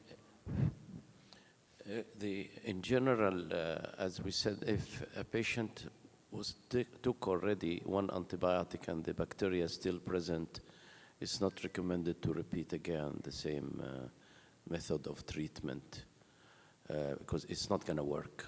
So we have to switch to different type of triple therapy, unless if we do susceptibility study and when we find that it works but the dose was not optimal, then we have to reconsider it again.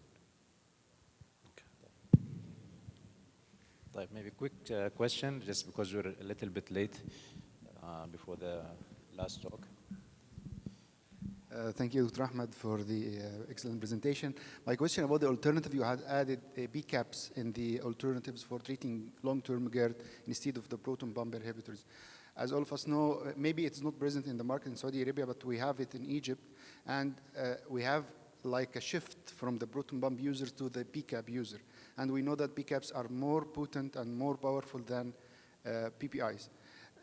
Initial studies that have been done show that this is relatively safe to use long-term vonoprazan, but I personally don't recommend to shift from PPI to PCAB as long-term? What do you think? Well, I'm not very optimistic because the vonoprazan the advantage of vonoprazan is the fast action and not related to meal. These are the, and also it's powerful really as acid blocker compared to other PPIs, as shown in the Lane study actually. In 2 weeks, it showed almost 70% healing for grade C and D. But the problem is that the root cause for the problems in patients who are on PPI is the hypochlorhydria, which is even more powerful effect of potassium PCABs compared to PPIs. So I think this is the root of all the problems, almost all the problems is related to that. So I think it will be the same, just a matter of time before we see the side effects of PCABs. Thank you. Thank you so much, Dr. Ahmed. Thank you. So now we have our last talk before the break. We'll shift from upper GI disorders to hepatology. So the next talk will be an updates on the management of hepatitis B virus. The talk will be presented by our colleague, Dr. Ahmed Al-Eid, who's a consultant hepatologist at King Fahd Medical City in Riyadh. So please, Dr. Ahmed.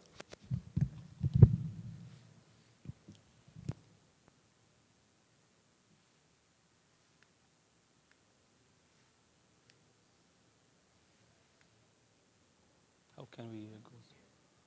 Excuse me? Hello, Samad. Okay, Bismillah ar-Rahman ar-Rahim. Assalamu alaikum jami'an. Yeah, today I will be speaking about some update in hepatitis B virus management. So those are my outlines for my presentation. So I will start briefly talking about virology of hepatitis B virus, then moving toward the current international guidelines, then speaking about the new evidence published after the latest guidelines, then speaking also about the expanding treatment criteria for HBV, then lastly we'll speak about hepatitis B virus elimination. So as you all know, HBV is a complex virus, and the complexity comes from after the virus infecting the hepatocyte, it will target the nucleus of the hepatocyte as the main and ultimate target, where it forms the covalently closed circular DNA, which will be incorporated in the host genome and inducing oncogenesis and fibrogenesis. The currently available treatment does not this target, which is number 2. It is only targeting step number 5 by giving your patient entecavir or tenofovir and other nucleoside or nucleotide analog. So by blocking step number 5, this will decrease the shedding of the virus to infect other hepatocyte. But it has nothing to do with step number 2. And the current available therapy cannot eradicate the virus from the liver. So anyone who has evidence of positive hepatitis B core antibody, it means there is lifelong infection, even if he has lost hepatitis B surface antigen. So beyond the current assay that we are doing in our clinical practice, like hepatitis B virus DNA, surface antigen, E antigen, there is one useful test that's commercially available, which is hepatitis B surface antigen, quantifying the hepatitis B surface antigen. So you could utilize this test to predict the relapse of the HB infection after withdrawal of a nucleoside or nucleotide analog. So this is one of the clinical utility for such commercially available testing. So when you look to the phases of a chronic HBV, so the phases of HBV infection is broadly classified into 4 phases, starting by immune tolerant phase, moving to immune reactive phase, then inactive carrier, and lastly, spontaneous reactivation of HB infection. Keeping in mind, most of our patients do not experience all those phases. In fact, 50% of our patients do not experience immune tolerant phase. So many of our patients, maybe reaching up to 50%, they are fitting indeterminate phase, which is a very important phase that should be recognized in our practice. Not just labeling your patient as inactive carrier. Please look carefully for the definition of the classical 4 phases, and you should discover or discriminate indeterminate phase from other phases, because there's multiple studies nowadays showing that indeterminate phase is associated with higher risk of HCC and fibrogenesis. So when you look to the available guidelines, the 4 approved treatment classified according to the mechanism of action, the first class is immunomodulator phase, which is interferon. And the mechanism of action of interferon is to boost the immune system, and this leading to increased chance of hepatitis B surface antigen loss and E antigen seroconversion. And the other class of medication is a nucleoside or nucleotide analog, entecavir or TDF and TAF. So this is a very common slide indicating the eligibility criteria for Hep B treatment among different guidelines, starting by Asian, American, and European guidelines. This eligibility criteria really confusing, containing little differences with regard to the ALT level, hepatitis B virus DNA level, and also defining the upper limit of normal of ALT. So in the clinical practice, it's not easy to follow these criteria per se. So, and we are receiving a lot of questions from the resident fellows, so which criteria we should be following up, and how can we adopt this criteria in the clinical practice. Age is a very independent, important factor with regard to the treatment decision. So you need to consider the age of your patient in order to define the eligibility criteria. So as shown here, all the guidelines consider the age as additional criteria, and also there is a difference in the cut limit age ranging from 30, 35, and 40. So when your patient is above age of 40, then you should think about starting antiviral therapy. Looking to which medication you can choose, whether entecavir, TDF, or TAF. Entecavir or TAF are preferred when your patient is fitting any one of these complications like bone disease, renal disease, or age above 60. And when to prioritize TAF over entecavir, when your patient is LAM experienced, at this case, you need to consider TAF rather than entecavir, because the 1-year resistance for entecavir is reaching almost 50%. And also other indication to prioritize TAF over entecavir is when you have co-infection with HIV. In rare circumstances, you can prioritize entecavir over TAF when you have locally generic available medication as a cost-effective approach. Now we need to look to the studies published after the most recent guidelines in 2017. So this is a local study published in Saudi Journal of Gastroenterology by Dr. Faisal Sanai, which is a cross-sectional study done in 3 different timelines, and which showed that hepatitis B virus is a disease of aging population. And those patients are at higher risk of HCC, requiring liver transplantation, and other complications. So the message from this study that age should be a very important factor in your treatment decision for patients with HPV infection. So another study showed that a large proportion of patients who develop HCC do not meet the current international guidelines, which means that the available guideline do not capture the HCC risk. So as shown here, if you follow the ACLD guideline, so you may see 46% of your patients having HCC, and the least is with EASL. Personally, I see the EASL guidelines are the most practical and easy to be applied in the clinical practice. So another study showing that patients with indeterminate phase of hepatitis B virus at higher risk of HCC compared to inactive carrier.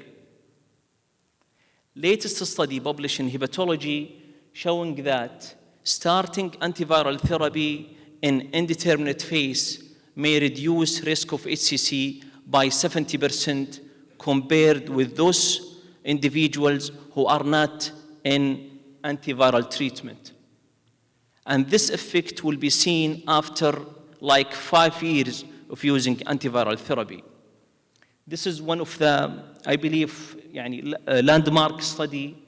Although it is a retrospective study, we don't have a randomized control trial to prove this concept.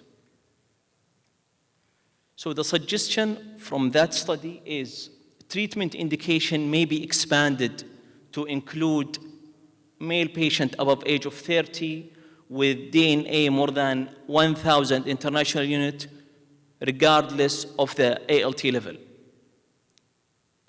Given that we have a very effective medical therapy with excellent safety profile. So all these studies have led to 2 or 3 suggested approach by a group of hepatologists and infectious diseases specialists. One of them is this approach. Sorry.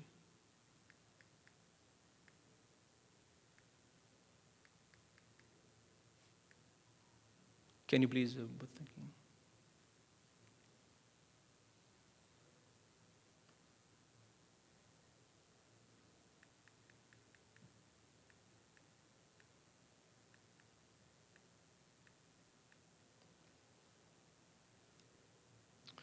So this approach is addressing or make it more simplified approach for the clinician.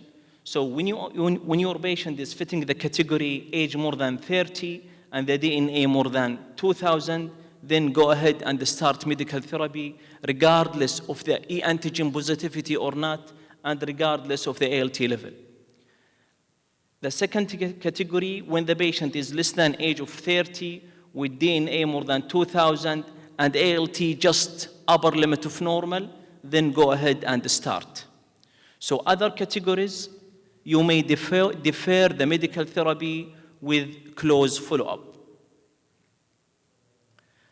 And more recent guidelines published by Chinese Association for Hepatology suggesting even a more simplified approach.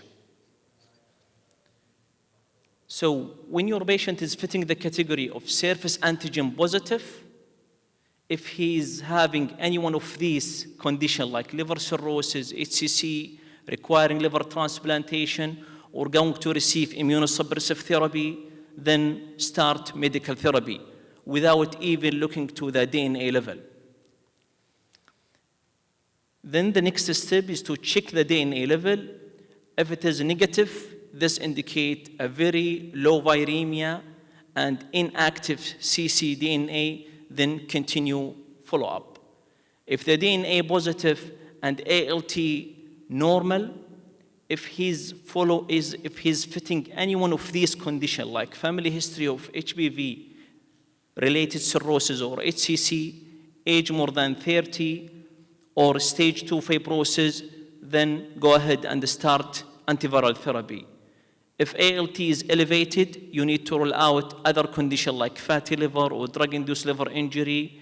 If that excluded, again, they put this as indication to start antiviral therapy. So now we have extensive research going on for novel hepatitis B virus treatment. And we have different endpoints going from chemical endpoint to virological, histological, and serological endpoint. So serological endpoint defined by hepatitis B surface antigen loss is the most important sustained endpoint associated with marked risk of reduction for hepatitis B, HBV-related complications. And based on the guidance released recently by American and European Association for Study of Liver Disease, they recommend the primary endpoint for novel hepatitis B virus treatment is hepatitis B surface antigen loss with limit of detection less than 0.05 international unit per ml. And the intermediate endpoint is surface antigen level less than 100 international unit.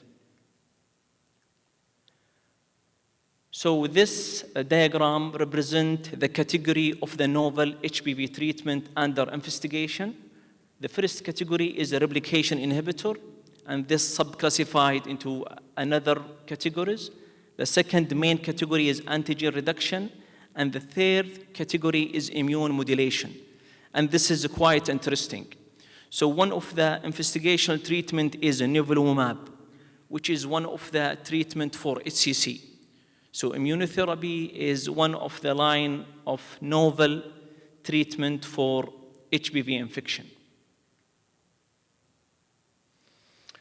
So moving on to hepatitis B virus elimination. So HBV elimination by 2030 is aspirational goal released by WHO, and implementation of such goal is challenged by the nature of the infection, endemicity, and likely requirement of multiple agents to treat HBV, and also the complexity of the current guidelines that cannot be done at primary healthcare physician. You need to refer your patient to hepatologist or gastroenterologist to treat HBV with the current guideline. For this reason, this is a recent article published in Hepatology, and one of the key activity required to enhance the HBV elimination is to broaden access to care and to simplify the guidelines and invest in the community models of care. So I'll conclude my talk by the following points. So older people have more progressive disease. So age should contribute to the treatment consideration. Therapy has additional consideration in patients with comorbidities. Patient with diabetes, NASH, I might have low threshold to initiate antiviral therapy. Of course, TAF is preferred due to less risk of bone disease and renal disease.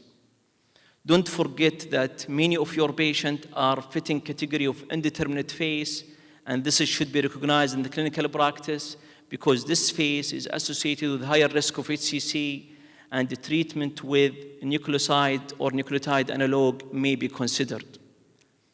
And the last point, don't forget that HB infection is a fibrogenic and carcinogenic disease, even in absence of liver cirrhosis. And thank you.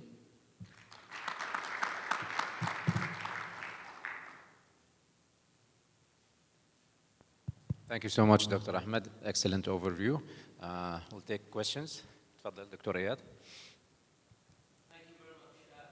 My question about, is there a role of checking E antigen versus E antigen negative in your decision for looking at the DNA level and the value? As a classical recommendation, E antigen is part of the treatment decision. But when you look to our practice, I believe the E antigen positivity or negativity play a very minor role in the treatment decision, because most of our patients, maybe even 95% of them, are E antigen negative. So according to the most recent studies, E antigen positivity or negativity, I think it has a negligible treatment consideration.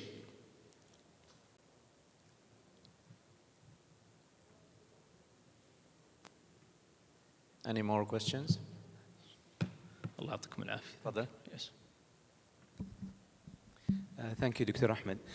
Just regarding the use of fibroscan to decide for initiation of hepatitis B therapy instead of going for liver biopsy, what is your comment on that? Yeah, and I did not speak about the assessing fibrosis stage because this is a standard of care. So if the patient is cirrhotic, so we need to start the antiviral therapy regardless of ALT level, regardless of the DNA level, if your patient is surface antigen positive. But fibroscan is a standard of care. Yeah, I mean, if you did for a patient fibroscan, it's going to be like F1 or F2 fibrosis, would you start him on hepatitis B therapy? He's not yet cirrhotic. Yeah, presence of at least stage 2 fibrosis is indication to initiate an antiviral therapy. After ruling out other cofactor like fatty liver, drug-induced alcohol. الله يعطيكم العافية. شكرا. شكرا جزيلا دكتور. We're actually going to move to the next session. My colleague, Dr. Majid Al-Sahafi, will be the moderator. Thank you so much.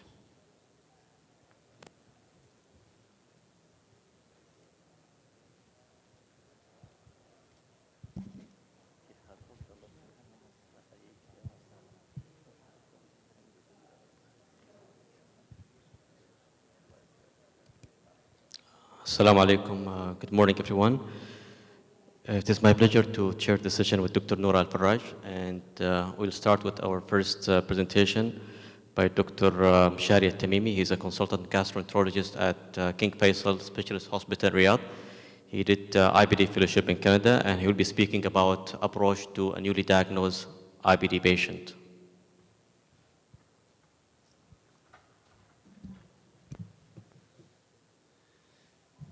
Assalamu alaikum. Good morning, everyone. So it was a pleasure for me to participate in this event, and thank you, Dr. Sahibani, for the invitation. So my talk today is how to briefly approach a patient who is newly diagnosed with inflammatory bowel disease. Mainly my objective will concentrate on the clinical features and symptoms of inflammatory bowel disease, as it's important in the baseline to assess the disease activity and severity, which has to be determined for every patient. Then we'll touch briefly about the modality to diagnose inflammatory bowel disease, then available medical therapies available for our IBD patient at this moment. Then we'll talk about treat to target therapy.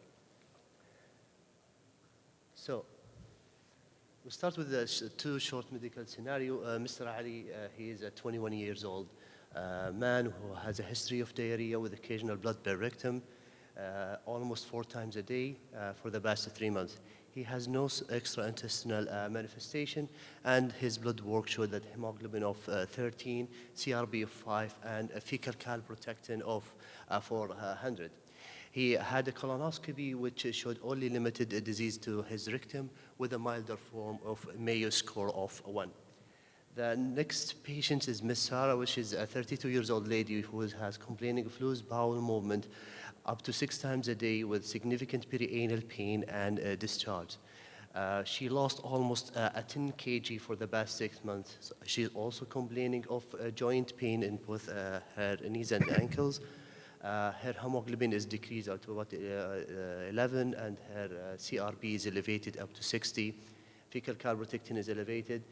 She has a small bowel assessment with imaging with MR enterography, which shows terminal ileitis up to 10 centimeter, MR pelvis to assess for possibility of perianal fistula, shows complex perianal fistula, and her colonoscopy confirmed the small bowel imaging.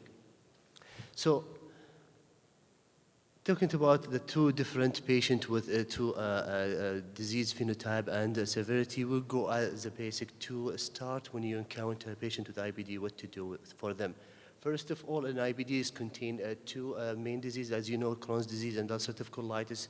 And the Crohn's disease can affect any area from the mouth up to the anal canal. Ulcerative colitis is mainly colonic disease, predominantly involving the rectum and the extended more proximal and variable between different patients. Also, some patients will present initially with perianal sepsis, especially in patients with the Crohn's disease who has a fistulizing phenotype. So what are the predominant symptoms for a patient with ulcerative colitis? Mainly they will present with diarrhea, rectal bleeding. They may present with a frequent small volume loose stool. They may have a mucus discharge. They have tenesmus, urgency, rectal pain, and also an abdominal pain. The predominant symptoms of Crohn's disease mainly depends on the disease phenotype and also depends on the disease location. So for a patient who has inflammatory phenotype and the disease involving the small bowel, then mainly they will present with diarrhea. They may have lost some weight. For those who has a colonic predominant inflammatory phenotype of Crohn's disease, they usually present with a picture that can mimic ulcerative colitis with a diarrhea, rectal bleeding, and may do have also weight loss. For those who has a structuring phenotype, mainly will present as an acute or subacute. Maybe they present with a bloating, early satiety, and also a bowel obstruction in case of complete obstruction. Penetrating phenotype mainly present with abdominal abscess or perianal sepsis. So talking about different disease location for ulcerative colitis, up to 80% of the patient, they have predominantly involved the left-sided disease extended from the rectum up to the splenic flexure.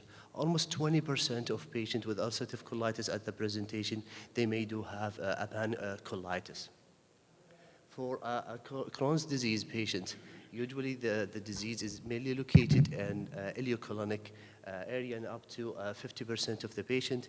Then after that, maybe they have a small bowel disease in up to 30% of the patient. To a lesser extent, they do have an upper GI involvement in less than 10% of the patient. The percentage may be higher in this with the pediatric patients. Isolated rectal disease is unusual in patients with Crohn's disease, maybe up to 10% of the patient, and commonly may be associated with perianal disease and perianal fistula.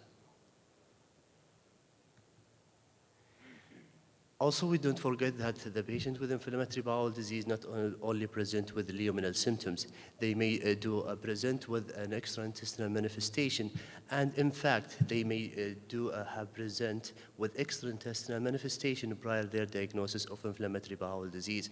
And one study that shows that up to 25% they may of patients with IBD, they may present with extraintestinal manifestation prior to their IBD diagnosis.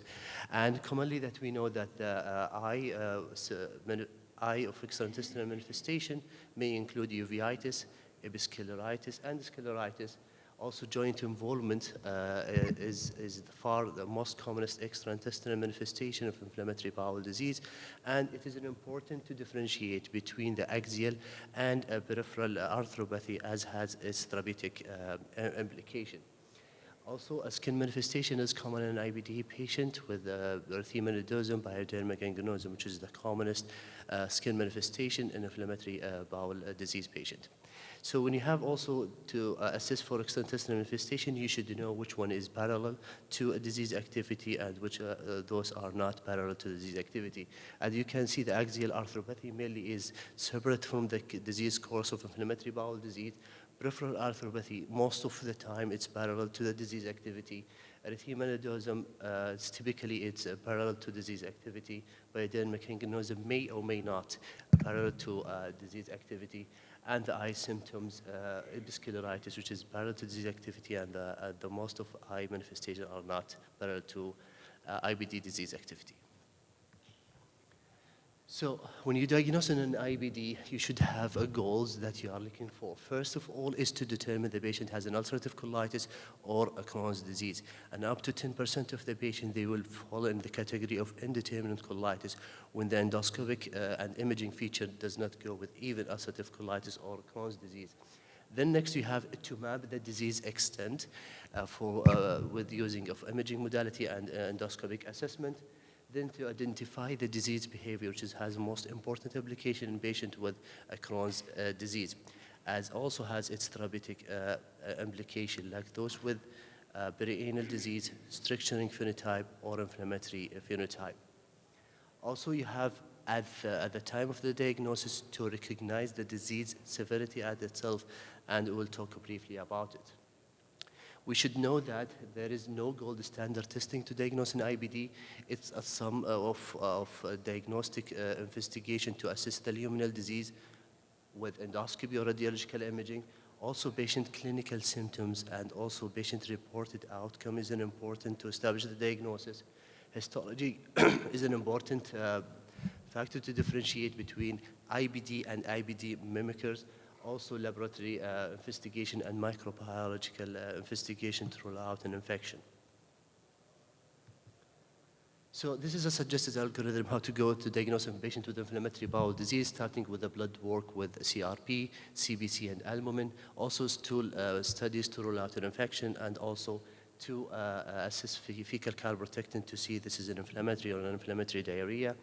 Also, then the next step will be endoscopic and luminal evaluation with ileocolonoscopy with biopsy. Adding upper endoscopy sometimes is needed for those with upper GI symptoms, especially with the Crohn's disease. Then afterward, if you see the picture is fitting a Crohn's disease, you may need to assess with an imaging for small bowel to assess the extension and mapping the disease of Crohn's disease. If you still suspect a Crohn's disease or else a Crohn's disease in patient with normal ileocolonoscopy, you may need to image the small bowel with CT enterography or MRI enterography. If it is negative and you still have a high suspicion for Crohn's disease, you may consider a capsule endoscopy. Usually capsule endoscopy will come after doing MRI enterography and CT enterography, just to make sure that the patient has no retention of the capsule endoscopy for structuring disease. Then if you have endoscopy that is suggested for ulcerative colitis, at this point you may have to assess the disease severity. Talking about the endoscopic assessment for ulcerative colitis, usually we use the Mayo score for ulcerative colitis. It's contained three category with mild, moderate, and severe.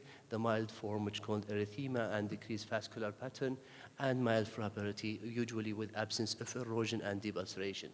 For moderate disease, moderate endoscopic disease in ulcerative colitis, usually will have absence of vascularity, small erosions. For severe disease and the Mayo score of 3, usually 2 main features, or one of them will present like spontaneous bleeding or a deep ulceration.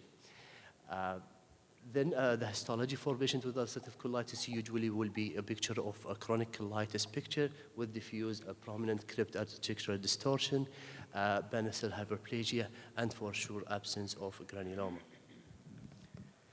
For Crohn's disease, using a simple endoscopic scoring system, CGA-SDDF, which is more practical.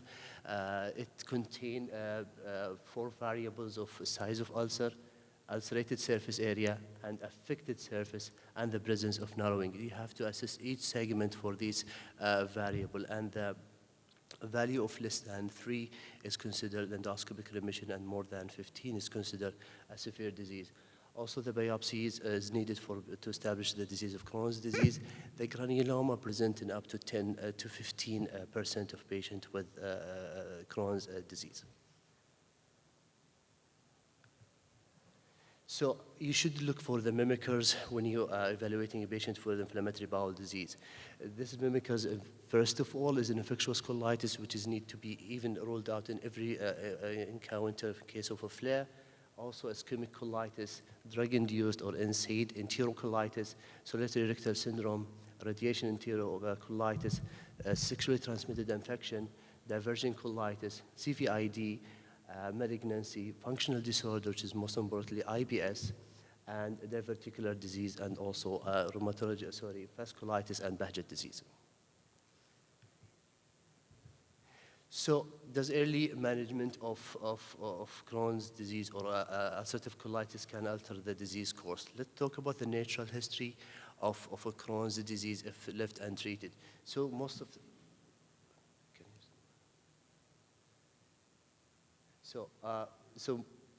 when the patient is presented with the Crohn's disease, they usually have preclinical phase when they do have active inflammation without apparent medical symptoms. Then the patient will have a diagnosis at this time, so there will be attention to a healthcare provider. Then in early disease, if the patient may have just an inflammatory subtype, then with the time, they do have a complication of the stricture, fistula and abscess, then eventually needing a surgery.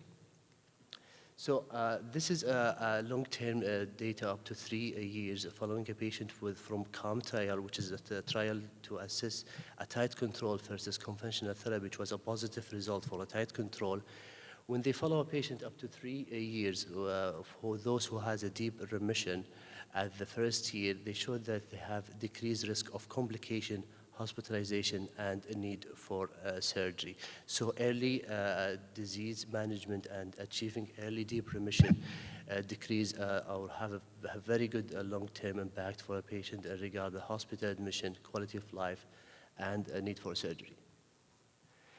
So risk stratification and prognostication for the diagnosis is important. It's helped to decide to start an aggressive therapy or advanced therapy.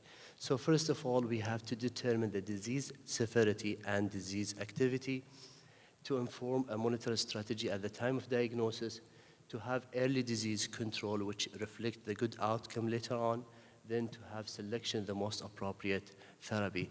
I think these parameters need to be addressed in every newly diagnosed inflammatory bowel disease patient. So to talk about the difference between the disease activity and the disease severity. So disease activity is the symptoms of patient symptoms and the burden of inflammation at any given time. So when you assess your patient in the clinic, you ask him about his symptoms, you review his endoscopic result. This is what we mean by the disease activity at this point.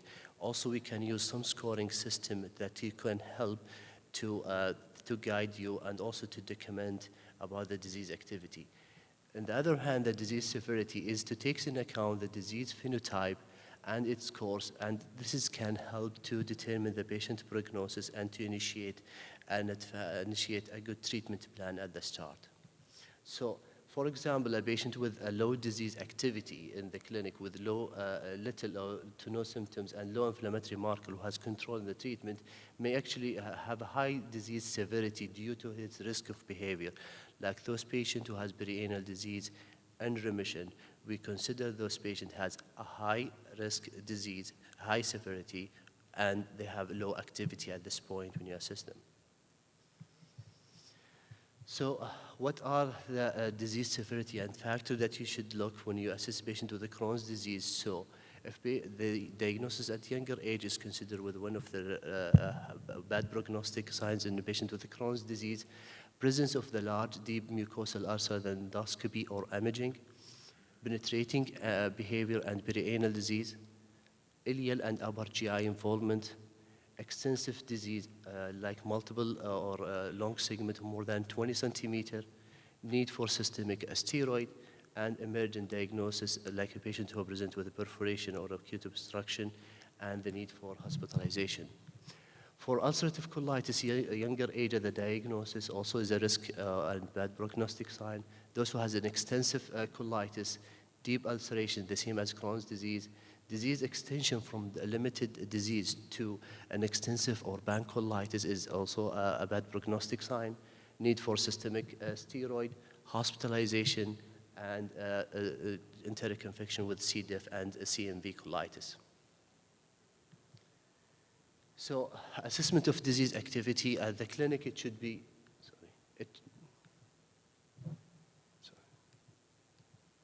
So you should assess a patient for a patient symptoms as known as patient-reported outcome.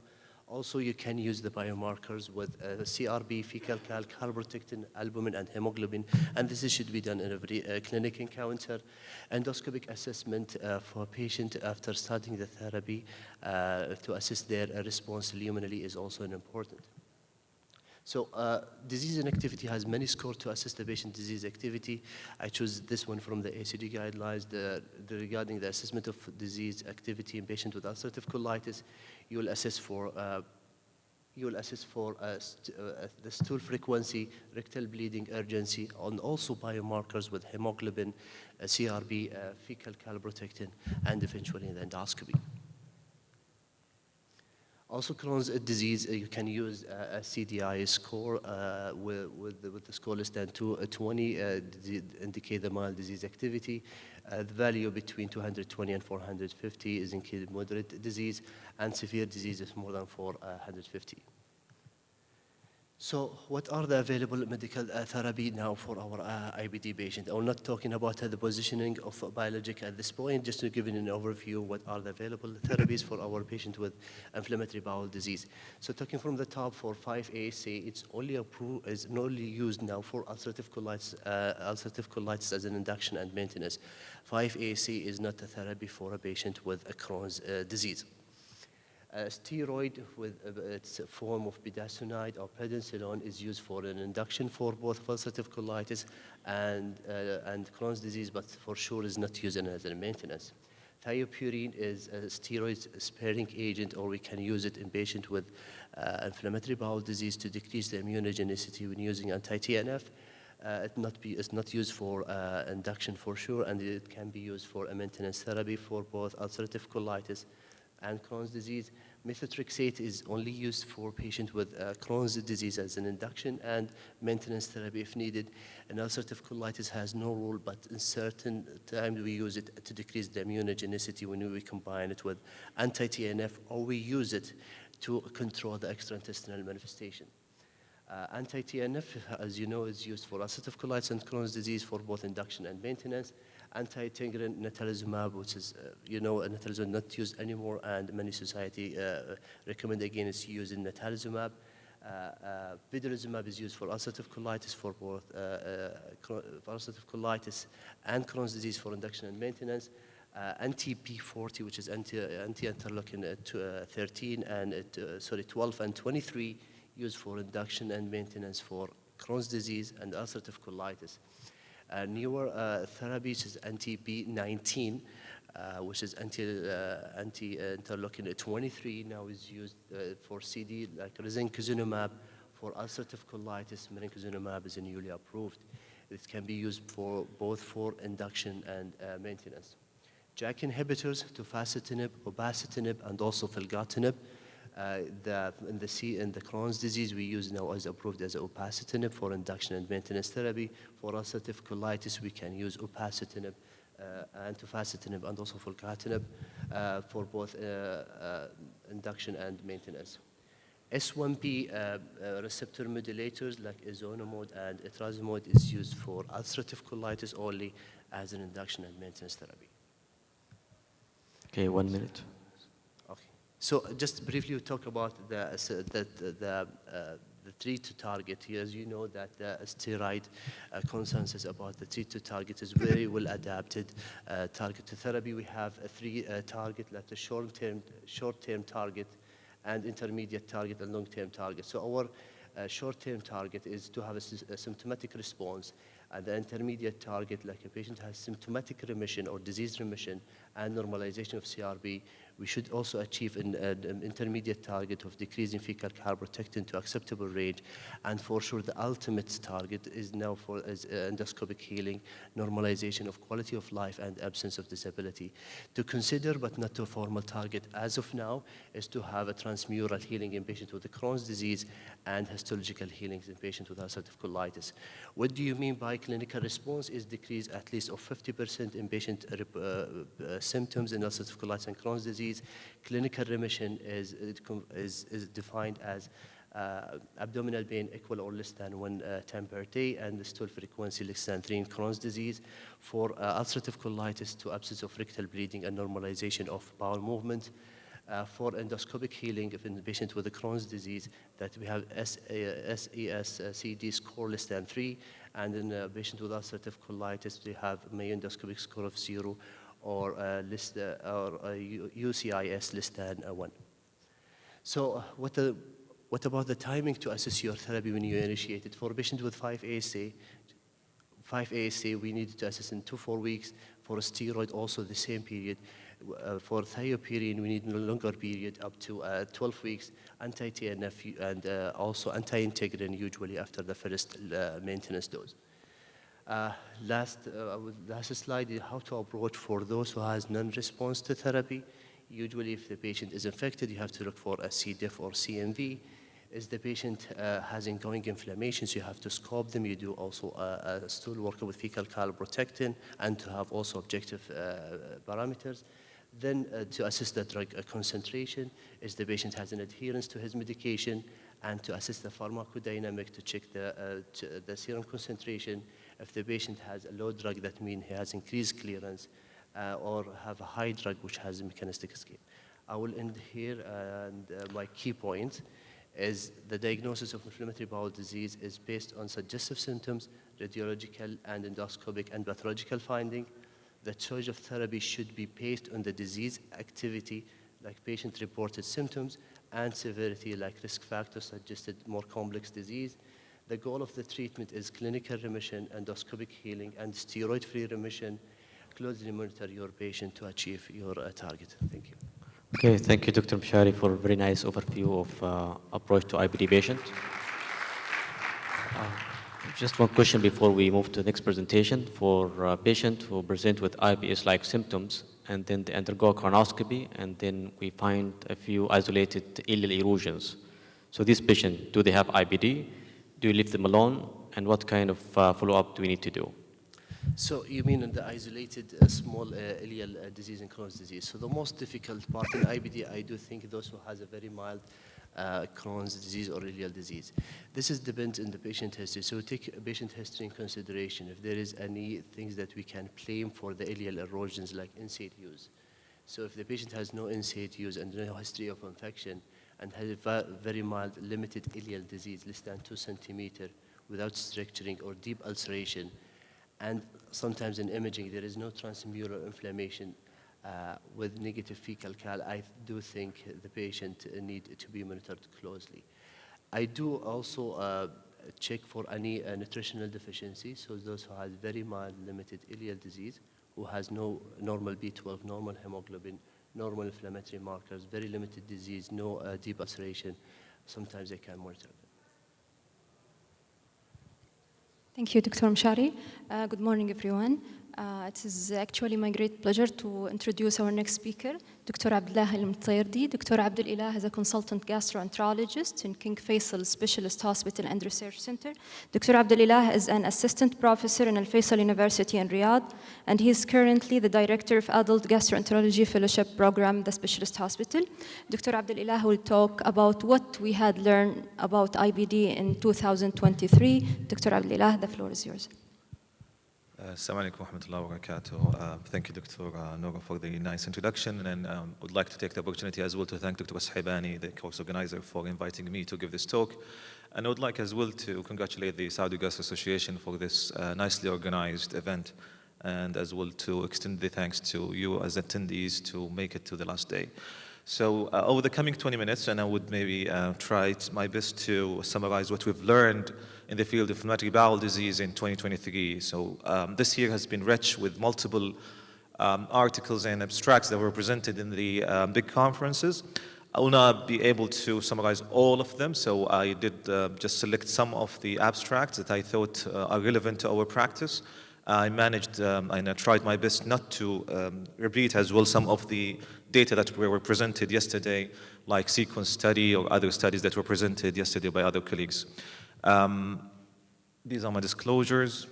So we had 3 major conferences, starting by ECHO in March this year, followed by DDW in Chicago in May this year, followed by UEG in October in Copenhagen.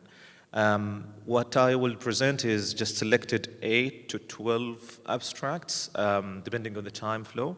So if we are restricted in time, we might just go with a one take-home message from each study as much as possible. So bear with me, might not be able to go into further details of every study alone. But again, hopefully by the time that we will have at the end for questions, then we can revise some of the data together. So hopefully the slides are clear for you. Starting with this interesting data, which is a subgroup analysis from obadacitinib in Crohn's disease. We know that now obadasitinib has been approved for the use in Crohn's disease. The question usually arises in clinical practice, what about patients with fistulizing disease? Can we use it? Shall we aim for that? Just I would like to bring your attention that this is not a dedicated study to look at the efficacy of that medication in fistulizing subgroup. This is a subgroup analysis, so one should keep that in mind. So what about this study? So they ended up with looking at the subgroup analysis of the UXL, UXCED, UENDURE, which is the induction and maintenance. So we have patients who are in 45 induction group and patients in 15 and 30 milligram dosing on the maintenance group. And they ended up with having 143 patients with fistulizing disease, 126 patients with big anal disease, and around 20 patients with enterocutaneous fistula. They defined the outcome of big anal disease depending on the visual activity, either by closure of the fistula opening, or complete resolution of draining, or more than 50% resolution of drainage. And as well, they looked at the complete resolution of fissures, or as well endoscopic remission. And they looked at the induction patients who were on 45 milligram obadasitinib, and they compared them to placebo, and they looked at the maintenance depending on their dosing, either 15 or 30 milligram, and they compared them to placebo. So you can see that at least in the induction group, you can see a significant p-value. Again, keeping in mind this is a subgroup analysis, so the study was not designed to detect such a difference. But at least you can see that there is a signal that patients who were in obadasitinib group behaved nicely in all of the outcomes, and mainly you can see that the delta is better in the induction group. Does that mean we should continue in 45 on such patients? Not necessarily, but at least even in the maintenance group, sorry, the laser is not showing. So even in the maintenance group on your left side, on your right side, the one in blue, you can see as well that patients on 15 or 30 milligram behave better than the placebo. So now, because some argument might say, is this a natural course of disease? No, that seems that obadasitinib was doing something about the big anal disease on all the defined outcomes. So yes, there is a signal that obadasitinib could lead to higher rate of external closure and resolution of drainage and even fissure healing. So again, the message that I would send here, if you have a patient with Crohn's disease, yet has a fistula, and I want to start a patient, you don't need to shy from using obadasitinib because of the fistula presence. Would I switch aiming for fistula healing in purpose with that medication? Maybe or not there yet. So if you have comparison between an upfront patient with Crohn's disease with fistulizing disease, definitely I would start, for example, with infliximab or dedicated medications that were looked at carefully and in a dedicated study, rather than to the subgroup analysis. Keep in mind that most of the data that we have for the non-infliximab agents were all of them subgroup analyses. Next is looking at the utilization of high dose, which is an off-label dosing of obadasitinib in the setting of acute severe ulcerative colitis. And we're talking here about patients who were hospitalized and they were refractory to steroid. Usually the approved used medications to date are infliximab and cyclosporin. People has been using from University of Michigan, and actually these data from the same center, tofacitinib and obadasitinib, hoping to rescue those patients from going into colectomy. So what they used in this study, it's a single center actually case series, just retrospective, and this is an off-label again use of high dose obadasitinib. They gave 60 milligram. So this was not a labeled dosing of obadasitinib, and they looked at a 30 milligram BID. And then the question is, for how long? They gave obadasitinib to those patients either until they are discharged or until the CRB is normalized. They didn't specify exactly the duration over how long they continued. So that continued until the patient discharged or normalized their CRB. So they ended up with having 23 patients of UC. Majority were having extensive organ colitis, and as well, most of those patients as well has been exposed to biologics, as one would expect. The mean follow-up is short, yet it just gives us this kind of proof of concept of the utilization of obadasitinib on such high dose and the safety. This is the main, idea of utilizing obadasitinib in such high dose. And in fact, 2 patients had been exposed to prior to tofacitinib. So the achievement of steroid-free remission, remember those are steroid refractory patients, were up to 80%. So 13 out of the 16 patients who used such regimen achieved a proper clinical remission of steroid. Now, looking at the adverse events, one of the concerns of using off-label dosing in such dose is safety concern. So one patient had developed venous thromboembolism post-operative and had COVID and bacteremia, 2 post-surgical infections and 2 opportunistic infection, nocardia and CMV colitis. So one would be cautious of utilization of such medication in rescuing the patient from proceeding to colectomy. Maybe knowing those adverse events would help you when you counsel your patient about utilization of such medication. So this is a first care series of off-label high-intensity obeticetinib for the use of in the setting of acute ulcerative colitis.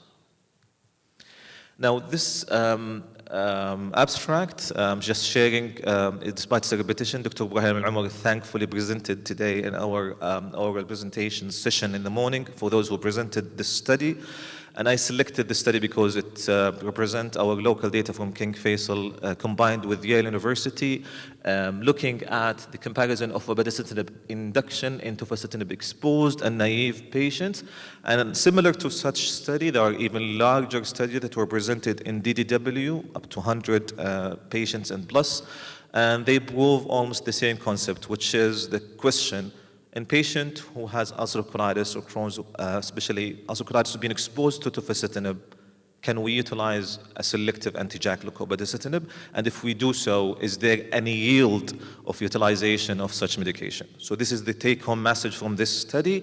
And the take-home message is, yes, you will see a benefit or added benefit of utilizing obeticetinib even in patients who've been exposed to tofacitinib. So in this study, this is a multi-center, so it was King Faisal and Yale University.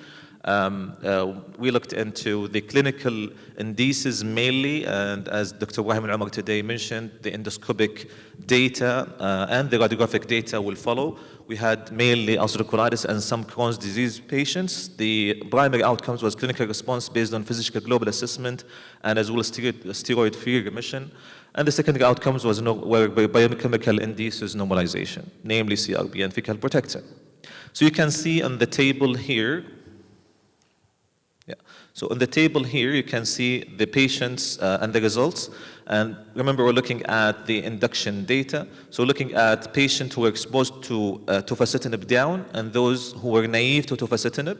And then you can see those outcomes on 3 intervals, week 4, week 8, and week 16. And you can see clinical response and steroid-free remission. I'll just take you over steroid-free remission. So you can see that patients who were tofacitinib naive had like 45% response. At week 4, that reached up to 60, so 2/3 of patients at week 16, after 4 months of utilization of obeticetinib. And if you look at those patients, and this is the group of interest, those who were exposed to tofacitinib even had some gain. So even if the patient with ulcerative colitis has been exposed to tofacitinib, then you still can utilize obeticetinib, and you can see that at week, so you can see that at week 4, 3 out of 9 patients who were exposed to tofacitinib gained benefit, and at the end of month 4 or week 16, 5 out of the 6 patients who were exposed previously to tofacitinib did nicely on obeticetinib as well. So yes, the idea is this is an interim analysis, and hopefully the further endoscopic and radiographic data will follow later on. Now, this is just, I will just present back-to-back 2 quick studies on the S1B inhibitors, namely ozanimod and etrasimod, starting with the 3 years long-term extension of True North program, which is the registration trial for ozanimod that's been already approved for the use in ulcerative colitis. And just maybe by quick screening, how many in the audience had access to S1B inhibitor, ozanimod, by show of hands? No one yet. Hopefully we'll have it soon. So it'd be nice just to learn about those new medications before utilization of such. These are not the registration trials. These are just the long-term extensions. We're talking about further data. And just it shows to you that in such patients who've been exposed to ozanimod, this is the efficacy data mainly on the open long-term extension, that patients who responded nicely to ozanimod at week 52 continue to behave as well nicely in all of the outcomes, namely the clinical and response or clinical remission or endoscopic improvement or corticosteroid-free remission, using either of the analyses, either the last observation carried over or the non-response imputation. And you can see that by the more strict analysis on your right hand, which is the NRI or non-response imputation. Yeah, I mean, you can see that some people might argue that this is not fair for the medication, but yet with even such strict definition, ozanimod behaved nicely for those patients who responded, and it shows you the durability and the persistence of such medication. So at even 2 years from the, so this is on, I would say year 3 of utilization of ozanimod, you still have at least more than 50% of the patients continue to have good outcome in terms of clinic and endoscopic outcome. Now switching to etrasimod, and etrasimod is another S1B inhibitor that is to come for the use of in patients with moderate to severe ulcerative colitis. Again, the message here is to show the corticosteroid-free remission at the end of the first year of maintenance on etrasimod. And the message as well from this study is to look at the efficacy of such medication depending on the previous exposure to anti-TNF or JAK inhibitors.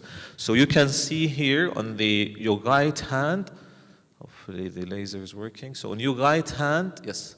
So on the right hand here, these are the patients who've been exposed to, this is the analysis depending on their previous exposure to biologics or JAK. So those are the naive patients, whether the patient is yes or no. So if the patient has been naive, then their response is better than those who've been exposed to either biologics or JAK. And this is the number or the response according to the number of medications or advanced therapy, whether it is JAK or biologics. And you can see with more failure of previous medication, the efficacy drops.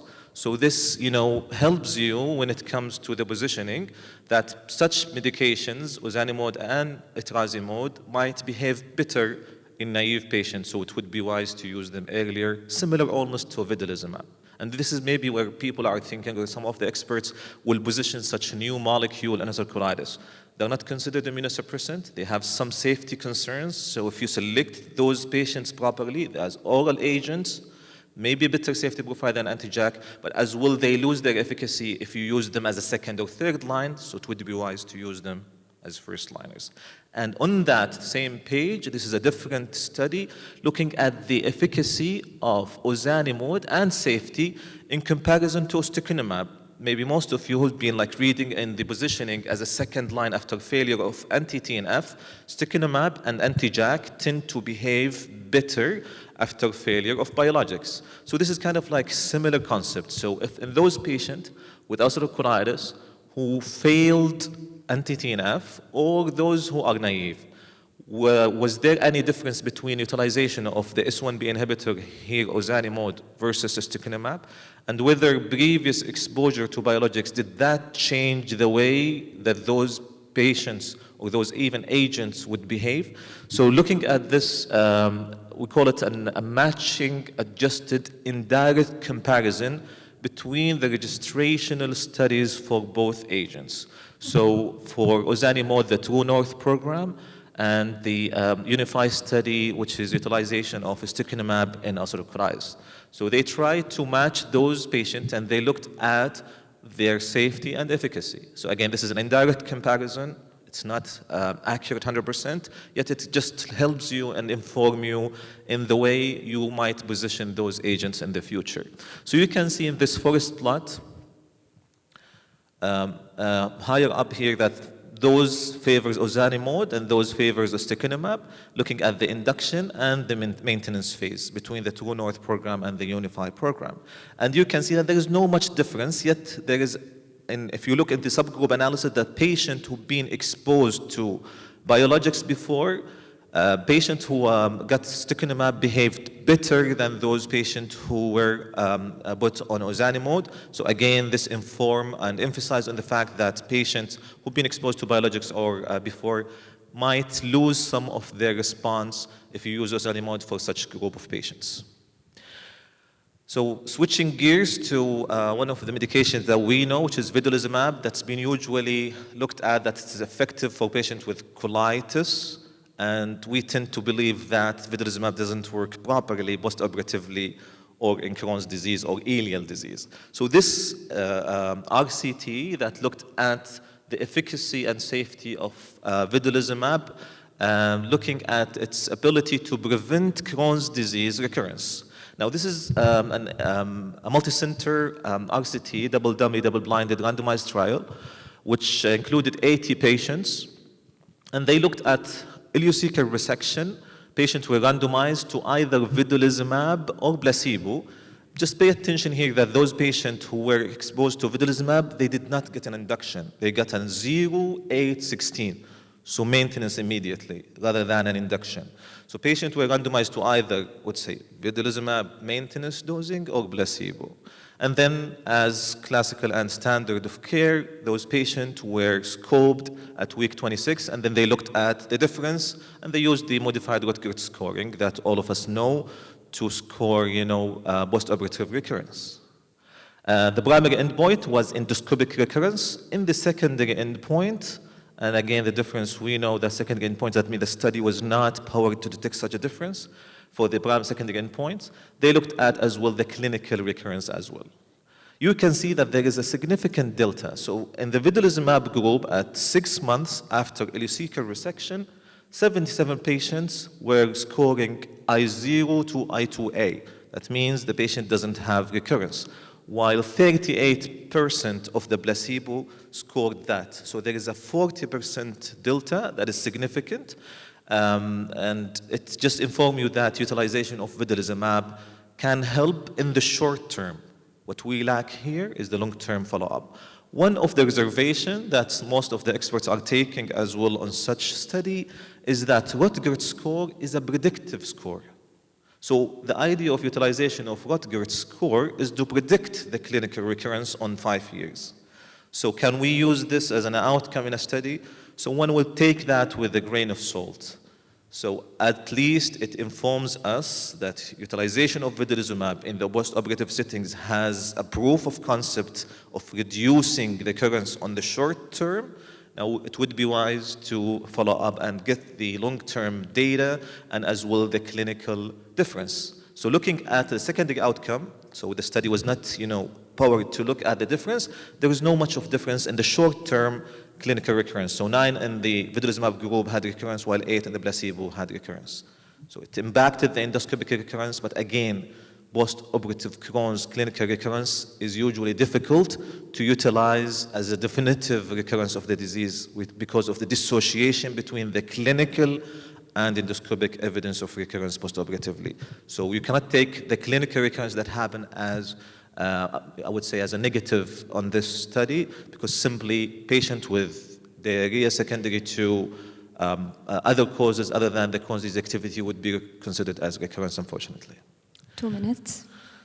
So let me skip to some of more relevant. So what I will do, I'll try to just give you the take-home messages of the remaining studies quickly. So this is just to prove the concept of extension of induction in risankizumab. So risankizumab is newly approved for utilization in Crohn's disease. The induction with IV is for 12 weeks. In this subgroup analysis, they extended the induction period for additional 12 weeks, and they noticed again that if you extend the induction for additional 12 weeks, then you might capture response. And this is just the take-home message here. Don't give up on a medication, namely here risankizumab, especially in the setting of Crohn's disease, even if the patient is non-responder. So maybe waiting or considering induction would be of benefit. Here they gave IV versus sub-Q extension of induction. Instead of stopping the medication and labeling the patient as primary non-responder, they extended, and they showed benefit of extension of induction beyond the approved labeled induction dosing for 12 weeks. In this study, again, they looked at UC patient who failed combination therapy, which is anti-TNF with immune modulator, and been switched to vedolizumab. And again, this emphasizes on certain concept. We tend to say vedolizumab doesn't have immunogenicity. So what is the benefit of continuing azathioprine if the patient will be switched to vedolizumab? They try to prove that the fact if you are utilizing vedolizumab as a second line, not as a first line. So this is true if you're utilizing vedolizumab as a first line, but if utilizing it as a second line, maybe keeping azathioprine or combination treatment would be of benefit. And they proved that, so there was no difference in terms of patients who've been switched from anti-TNF combination in UC settings to vedolizumab if either stopped azathioprine or continued in terms of antibodies, because we know that vedolizumab is less immunogenic than anti-TNF. But if you look at the other, endoscopic and clinical parameters, those who stopped azathioprine, the withdrawals in pink, behaved worse than those who continued azathioprine as combination with vedolizumab, especially as a second line. So this is what the take-home message, if you are switching to vedolizumab as a second line, it would be wise not to completely stop the immune mediator immediately, rather try to reassess before withdrawal. And I think maybe just for sake of time, we might just skip as well to some of the take-home message from the last two studies. The last two studies are interesting for a current practice that you will see in your real life lately, which is the switching from IV infliximab or IV vedolizumab to sub-Q. How safe shall we do it? So there are multiple studies that were presented in DDW and UAG trying, and they're real-world data. Some of them, they have prospective and retrospective components. The take-home messages from all of these data was that the switching from IV to sub-Q was cost-saving, as one would imagine, because you minimize the patient presentation to DMU. And as well, the switching, and this is the interesting data, switching from IV to sub-Q had made in both vedolizumab and sub-Q the immunogenicity less. So you can see here, both in infliximab and vedolizumab, switching from IV to sub-Q made the risk of antibodies less. So you can see that the patient who had been switched to IV to sub-Q had less immunogenicity. And then just for sake of time as well, I will move to the last part. The idea is the fact that if we manage to review all the studies, that would be nice. But what I did, I tried to look over most of the studies and selected what I believed and just tried to score them. And I selected what I believe was the best in terms of clinical relevance. I would invite you to give you just the resources. Maybe all of you are practicing gastroenterologists, or you will be a practicing gastroenterologist in the future. There are multiple websites, some of them that I used or utilized to help, like the Cornerstone. They have mashallah, 2 hours presentation on YouTube or other channels for both DDW, best of IBD. So Cornerstone, Health Cornerstone and IBD, this is a nice organization. They have this nice presentation for best of DDW. IBD Scope and I believe as well IBD Guide are important websites that usually present best of UAG, best of ECHO, and you can approach or utilize those websites or those videos to help you for post-conference best abstracts. And I will stop here. Thank you. Thank you, Dr. Abdullah, for your outstanding talk. Do we have any question from the audience?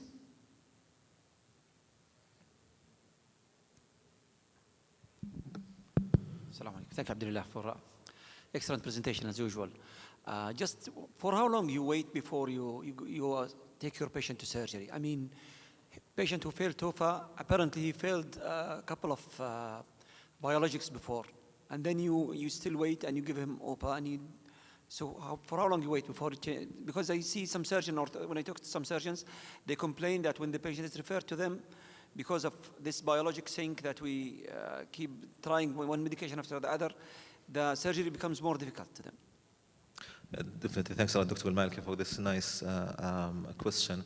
So, as been presented even yesterday and today, still surgery, I think, need to be part of our discussion with our patients, maybe especially patients with severe colitis, with every visit. And this is, at least if you're asking about my practice, I try to introduce the idea of surgery after at least failure of 2 agents. Now, to be honest, one would need to tailor that according to the patient's severity.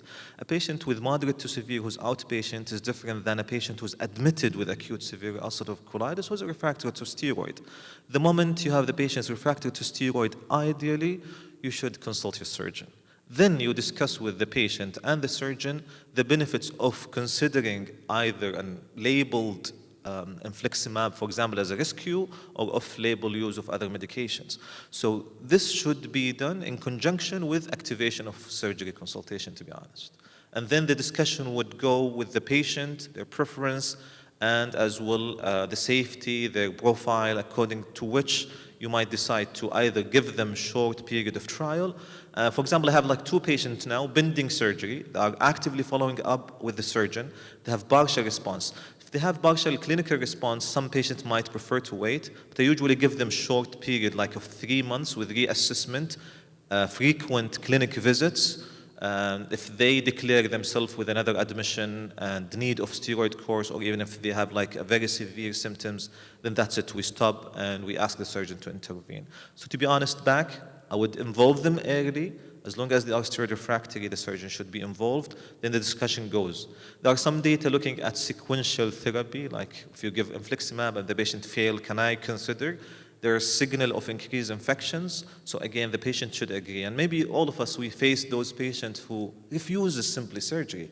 Can I give up on them? Or shall I try something off-label with their consent? And with the explanation that surgery could be life-saving for them instead of trying sequential high-risk medications that might put them into high risk of infections. So it's a usual discussion between us, the surgeon, and the patient. I mean, after OPA, for how long you wait? When you give OPA, how long you wait before you... So at least from the Michigan data, yeah, so looking from Michigan data, they waited for the patient to respond. So if they failed, they go for surgery. So they waited at least for 2 to 4 weeks as per what has been presented. We didn't have access to the written manuscript of the data presented. So they said normalization of CRB or discharge. So I would assume that if the patient was discharged, so he would have at least less than 5 to 8 bowel habits. So for me, a response like what we do following Oxford criteria, maybe extrapolating from Oxford criteria. They did not mention that in the abstract. This is one of the limitations of abstract.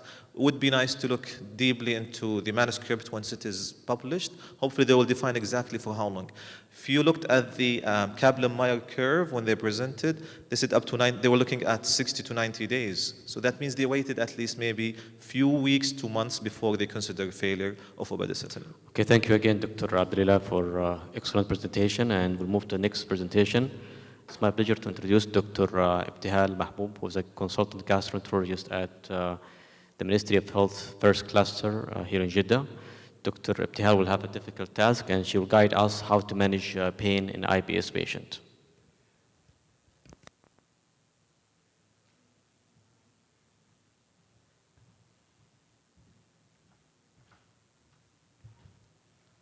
Assalamu alaikum wa rahmatullah. First, I would thank for organization, Saudi Gastro Association, about this amazing symposium as usual. And I'm thanking Prof. Fahad Sahiban for this invitation, thanking for moderator.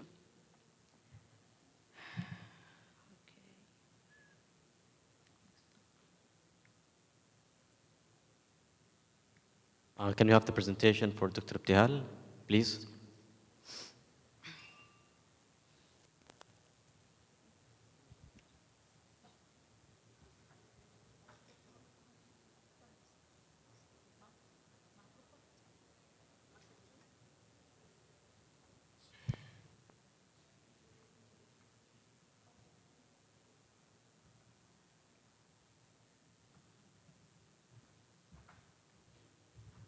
For technical issue, we'll move to our next speaker for now. I'm happy to introduce Dr. Amar Fahiji. He's consultant gastroenterology in King Abdulaziz Specialist Hospital in Al Jouf. Today, Dr. Amar will talk about the colon cancer screening in 2023. Dr. Amar, the floor is yours.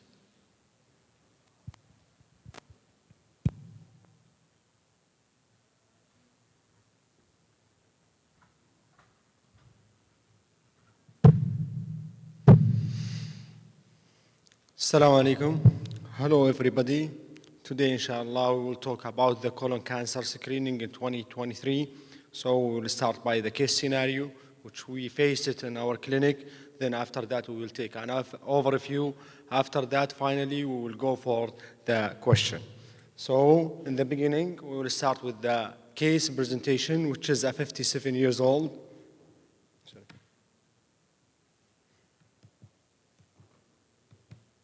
So we will go with a 57 years old female known to have type 2 diabetes mellitus, hypertension, liver cirrhosis, child B, and she have hepatitis C virus post-treatment achieve sustained viral response.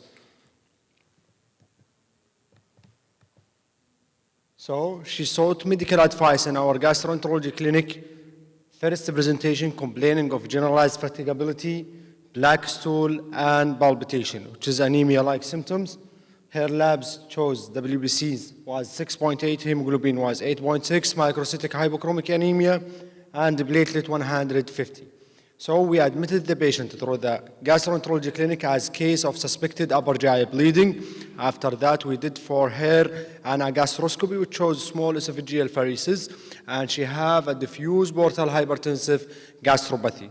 So what might the next recommendation? I know this is a short presentation. There is a multiple question for this case, but actually the patient was underwent for colonoscopy and it was showing fungated ulcerated mass in the cecum. Multiple biopsy was taken and chose moderate differentiated adenocarcinoma. So don't narrow your differential diagnosis, open the case presentation during your clinic. So the wide differential diagnosis, we ask the patient the history. She never been underwent for screening colonoscopy before. So the colon cancer is one of the most cancer over the worldwide. So in our Saudi Arabia, it came to the first colon cancer in the male and third most common cancer in female, and overall it's ranking as a second causes of colon cancer. So now we will go through what is the rationale behind the screening of patient for colorectal cancer. In the beginning, it is a natural history of the disease by itself. Once you find a polyp, you can remove it and you can prevent a cancer in the future. Usually, most of the cancer, it is sporadic and it will rising from the adenoma that the patient have.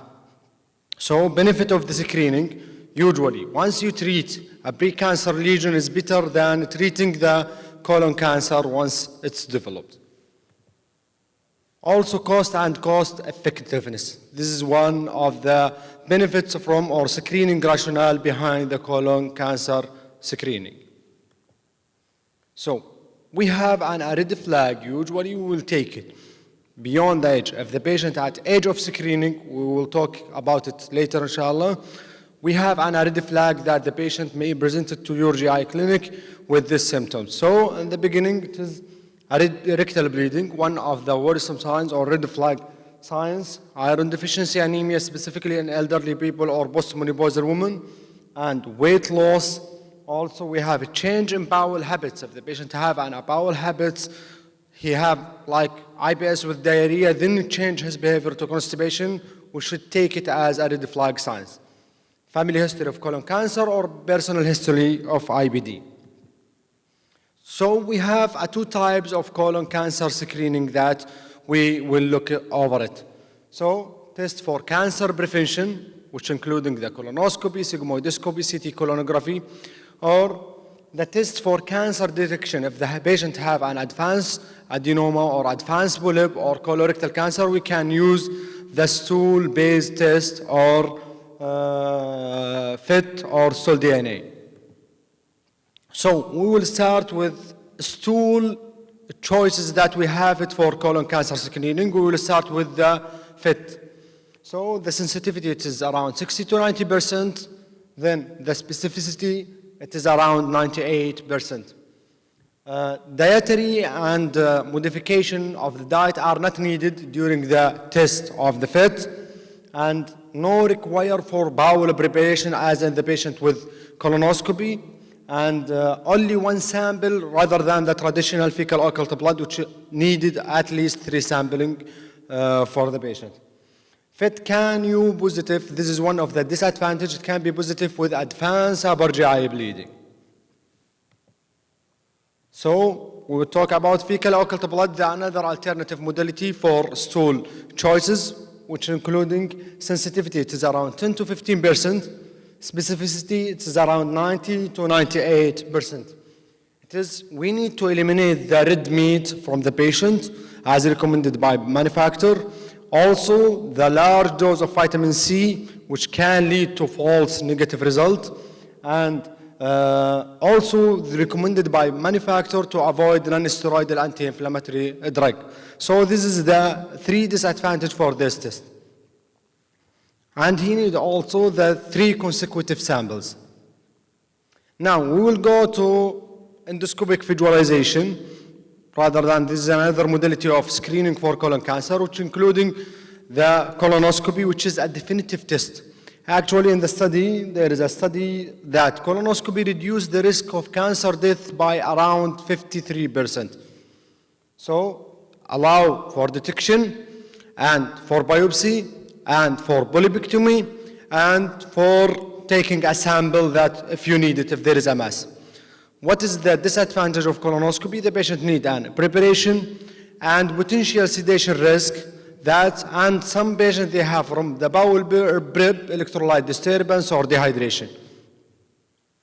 Also the availability of the colonoscopy, it is limited in some big centers, so if the patient on the periphery usually they didn't have a colonoscopy facility. Sigmoidoscopy, one of the modality for detection of colon cancer. It is examine the distal part up to 40 centimeter, but usually we will miss the right-sided colon, which is around 40 to 45% from the patient. They have procedure risk related, which is including infection, perforation, and bleeding. Bowel preparation, it is less intensive than the colonoscopy, which could be an advantage for the sigmoidoscopy. Limited exam, as we said, it is up to 40 centimeter. So if the adenoma is found during the sigmoidoscopy, then you need to go for another modality or step 2, which is a full colonoscopy for the patient. Capsule endoscopy, which is a wireless camera video that is swallowed with the patient, and it can be used by some society as screening modality for colon cancer. So in the capsule, we need a preparation for the patient, but they didn't need to eliminate specific diet before the exam. The disadvantage, you cannot only visualize, but you cannot take a biopsy or polyps detection, or even if you find a mass. So with radiological investigation, we have an CT colonography, which is one of the modality for screening cancer. As we see, the sensitivity for small polyp from 6 to 9 millimeter, it is around 70 to 86. Large polyp, it is 85 to 93. And the specificity, it will be 86 to 93, and with large polyp more than 10 millimeter, it is 97%. So the disadvantage that we need the full colonoscopy if we detect any lesion after that as a second step.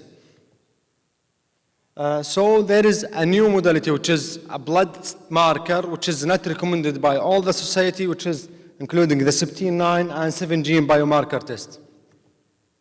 Now there is a multiple society that rise or published guidelines for colon cancer screening. One of the 5 famous, we will go over a few in a quick matter, which including American Society of Cancer or American Cancer Society, U.S. Multi-Society Task Force of Colorectal Cancer, Prevention Service Task Force, American College of Physicians, and American College of Gastroenterology.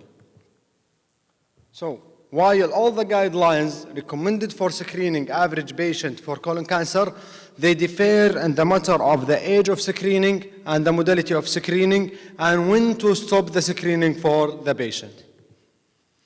So we will go for multi-society task force, which is divided the patient into, or divided the colon cancer screening into 3 tiers.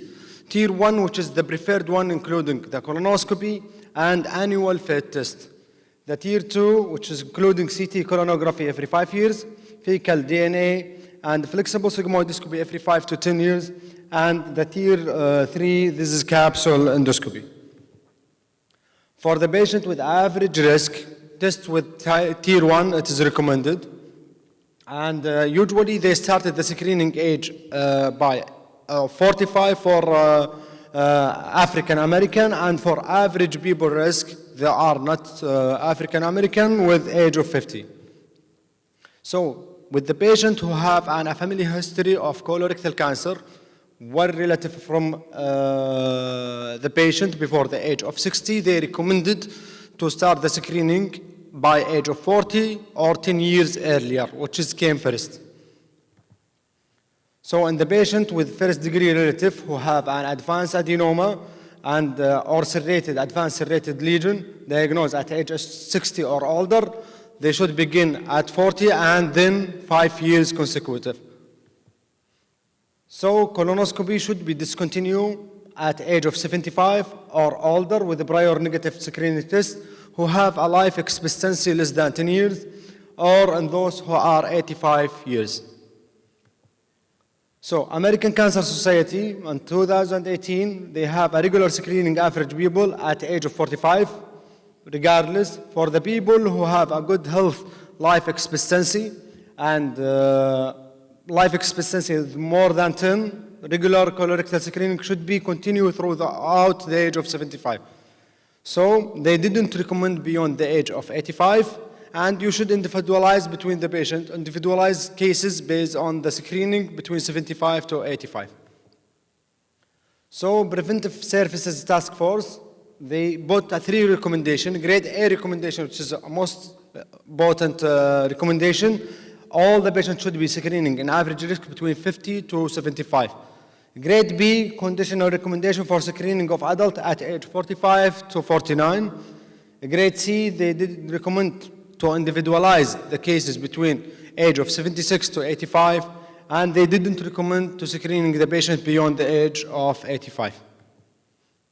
So stool-based screening based on these guidelines fit every year, or fecal immunochemical test every year, or DNA stool every 1 to 3 years. Direct visualization by CT colonography every 10 years, colonoscopy every 10 years, CT colonography every 5 years, and flexible sigmoidoscopy every 5 years, or sigmoidoscopy with annual fit test Q10 years. So American College of Physicians, they recommended the average screening risk between age of 50 to 75 and should be screening for colorectal by the following strategy if you have, as fit test every 2 years, colonoscopy every 10 years, flexible sigmoidoscopy every 10 years plus fit every 2 years, and the clinician should be discontinue the age of screening at 75. From 75 to 85, as we said, should be individualized based on the life expectancy, functional status of the patient, and the prior screening of colorectal cancer. So American College of Physicians, they recommended 2 steps, step 1 and step 2. Step 1, which is direct colonoscopy by age of 45. They recommended all the patients above the age of 50, but from 45, also they recommended or they suggest to screening the patient with either 1-step modality or 2-step modality. 1-step modality, which including the colonoscopy, or 2-step modality, all that we mentioned before, with follow it up by the colonoscopy if there is any suspected lesion. So now this is the summary of all the recommended guidelines as we see here. This is including the colonoscopy Q10 years, CT colonography Q5, and as we see here in the red bottom line, the ACB, or American College of Physicians, and American Cancer Society, they didn't recommend the capsule endoscopy as part of screening modality. So this is an question to get an answer from it. So we have a recent colonoscopy for an 38 years old female demonstrated a 24 millimeter polyp and the descending colon. She is otherwise healthy and take no medication. there is a family history of colon cancer in her father, which was diagnosed at age of 48. So due to that, we're screening the patient at age of 38. Now, her pathology confirmed tubulophyllous adenoma, which considered an advanced polyp with high potential risk for malignancy in the future.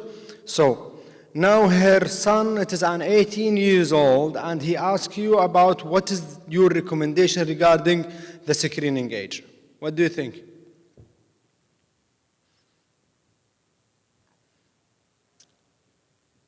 There is no answer. So, usually we will start by age of 28, then every 5 years afterward. Because the current recommendation of the first degree relative, based on the American College of Gastroenterology, for person with advanced adenoma, which is defined as the mass or the size of the polyp more than 1 centimeter, phyllis pathology, it have to be screening 10 years earlier than the age of the relative and every 5 years if normal. His grandfather is considered as a second degree relative, so to him. Therefore, does not contribute to the new recommendation unless a colorectal cancer syndrome is identified or there is a genetic screening on the family running. So the take-home message from our part, average screening of colonoscopy from all the societies around to start at age of 45. If you have a single first degree relative with colorectal cancer or advanced adenoma diagnosed above the age of 60, you should start the screening at age 40, then after that as average people. If we have a single first degree relative with advanced adenoma or colorectal cancer diagnosed before the age of 60, we should start at 10 years earlier or at age 40, then after that Q5 years. Over the fit, if the patient refused the colonoscopy, repeat colonoscopy every 5 years. If it is normal, guidelines recommended to stop the routine screening at age of 75, and from 75 to 85, it should be individualized based on the case scenario. Beyond 85, no guidelines that recommended the patient have to underwent screening colonoscopy. Thank you. Excellent talk and nice review, doctor. Thank you. Do you have any questions?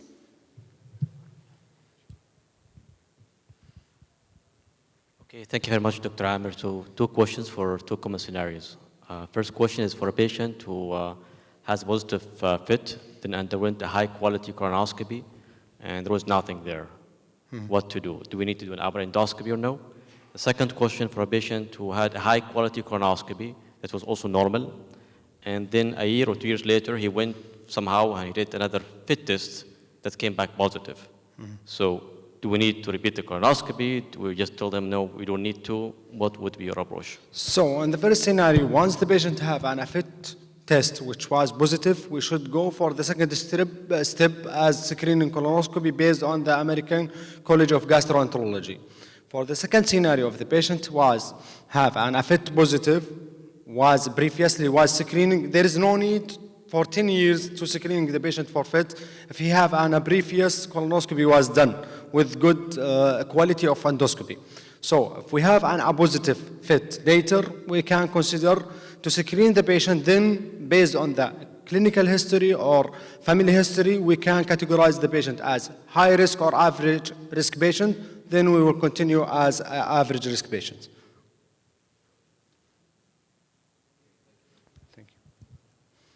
Okay, thank you very much, Dr. Amir. We'll move to the next presentation. I will invite Dr. Ibtihal again to give her talk, and we apologize for the technical issue that we had.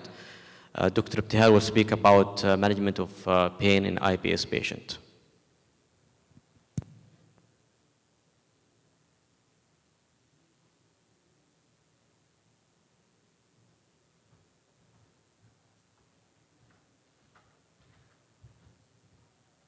So back again, and thank everybody again.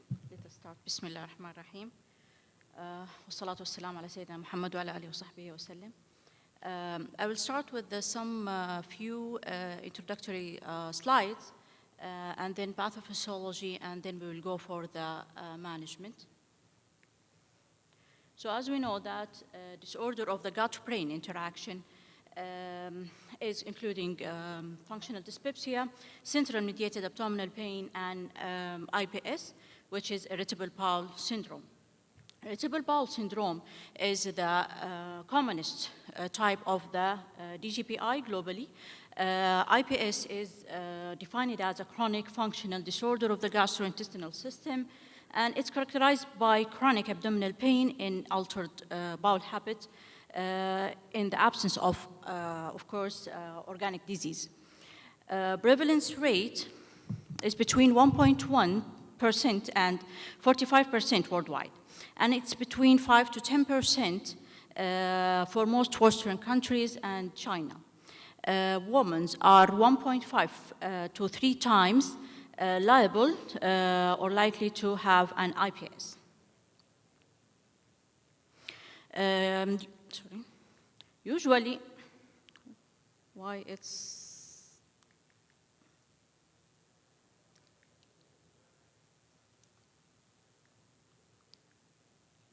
it's not coming with me, sorry.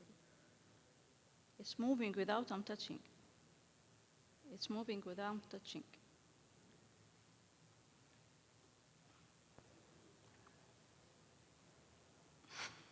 You're unlucky this morning. Okay. I will back, please. It's moving. Can you fix the issue, please? More back. I can use it or... okay, next. So it's usually associated with other conditions.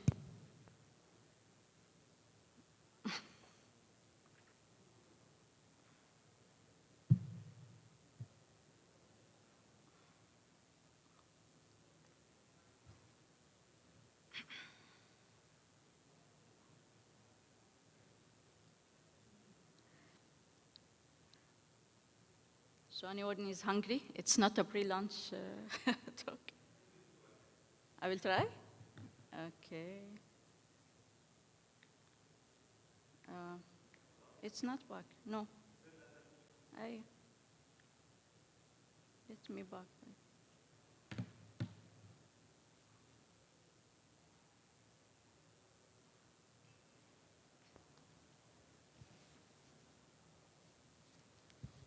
So maybe you can move the slide from your side, not from Dr. Bihar device. You want to pass to the next? Let's just try one more time. Yes.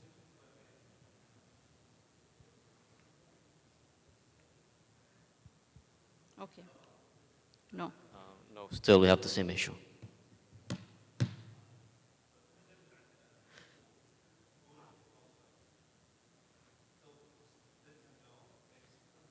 Okay, let's back to the slide. Okay, this the third slide actually, not this one. So can you go back, please? Okay. Yes. Still moving. Can you go back one more slide? Yeah, okay. Let's try. Okay.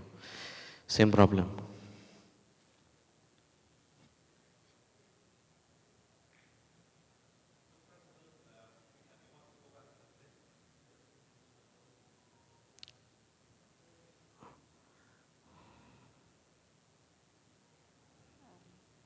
Better to go to the other screen.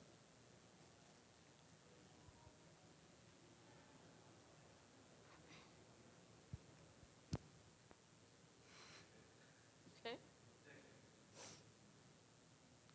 Move on back. Let us be, or either we will change to the other speaker. It's okay?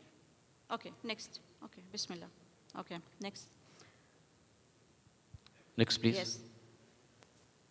So IPS is usually associated with other conditions like fibromyalgia, chronic fatigue syndrome, and psychiatric disorder as anxiety, minor or major depression, and somatization. Also can be associated with functional dyspepsia and non-cardiac chest pain, GERD. Next. Okay, so for diagnostic, we have till now 4 criteria for diagnosis. At 1994, they started the first term criteria, And then the second, 2000s, and then 2006, the third ROM criteria. Since 2016 up to now, we are using the ROM 4 criteria, which is supported by around 30 randomized control trials in adults and around 17 randomized control trials for pediatrics. So up to now, the latest criteria for diagnosis is ROM criteria, which include a recurrent abdominal pain on average of 1 day per week. And the pain of IPS is usually recurrent pain and mild to moderate. Rarely it's become severe. So it's vary in intensity, and it's associated with 2 or more of the following. It's related to defecation, associated with change in stool frequency, either increase or decrease, or it's associated with a change in the stool form. So it's associated with diarrhea or constipation. Usually the diarrhea associated with IPS is small volume diarrhea, non-bloody, non-nocturnal, and the stool usually take a Bristol score of 1 or 2. These criteria should be filled at least 3 months with the symptom onset and at least 6 months prior to diagnosis. Next.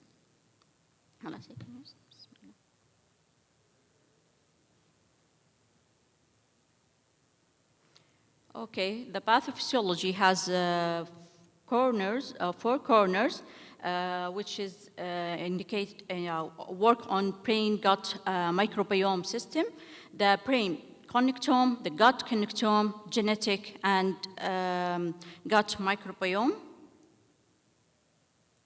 Okay, pathophysiology. Let us start with the gut connectome. Usually they use the word of connectome to describe the function of the multiple cell type, which have proximity and connectivity together to give functional interaction. Here we have the enteric nervous system, which include a multiple type of neuron, sensory, motor, and interneuron. With 2 network, the myenteric plexus, which is sandwiching between the longitudinal muscles and the circular muscles, and the submucosal plexus. Beyond the enteric nervous system, this plexus is associated or is connected with spinal cord, with the brainstem, and then, of course, the brain. And each transmitter or each neurotransmitter we know inside the brain, like epinephrine, norepinephrine, and dopaminergic, present also in the enteric nervous system. The stimulation usually either exogenous or endogenous stimulation with microbiota and microbial metabolite, oxidants, and short chain fatty acid, neuroactive molecules, or the exogenous usually stimuli. This is what we consider that the early childhood trauma and anxiety or adulthood psychosocial stressor. So all connected together, all works together with the gut-related immune system, with inflammatory immune system. Next. Continue.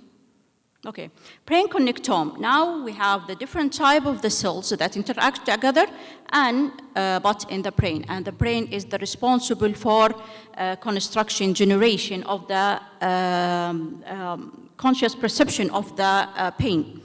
There is a nice review with the neurobiology of irritable bowel syndrome. They do a lot of tests that include psychological tests and that include imaging for the part of the brain. And they concluded that the brain of the human have a six network of functioning in IPS patient, where they study on the patient at IPS patient at rest and at provoked state. So just for sake of the time, I just put one part of the long table. They divided to, at the example, 6 networks: central executive, salience, and sensorimotor, default mood, and emotional arousal, central autonomic. So let us take the default mood. In the default mood, they clarify that this brain region in medial frontal cortex and posterior cingulate or retrosplenic cortex, so the anatomical parts, and then the function of this area, which is a self-awareness process and episodic memory with monitoring of internal thought and external goal and future planning. In IPS patient, the alteration is clear. It's altered functional connectivity and topological recognition in various regions, consist with dysregulation in chronic visceral pain, lower morphological integrity and resting state and anatomical connectivity, predict the symptom of exacerbation over the time, especially in women. Also, the shared alteration in an anxiety disorder with each, of course, with each network. Okay, so there is a reduced resting state functional connectivity. This is similarity found in IPS patient and in patient with known to have an anxiety disorder. And the treatment response, so both of them respond to the same way of treatment, which we discuss later. So this is just an example of one mood of network, which is called default mode. I will give you the rest of the resources so we can, or you can find the others about each network and each mood. Okay, next. Okay, so the other part of the pathophysiology, we said there is a four-corner. The other one is gut microbiome. Actually, about the gut microbiome, the supported here is usually that we have the post-infectious IPS, which is developed in around 20%, in the average 20% of the patients that developed an acute gastroenteritis, they will develop IPS. And it's around, the IBS is developing 7 times more in the patient than normal population, in the patient that's preceding gastrointestinal infection before.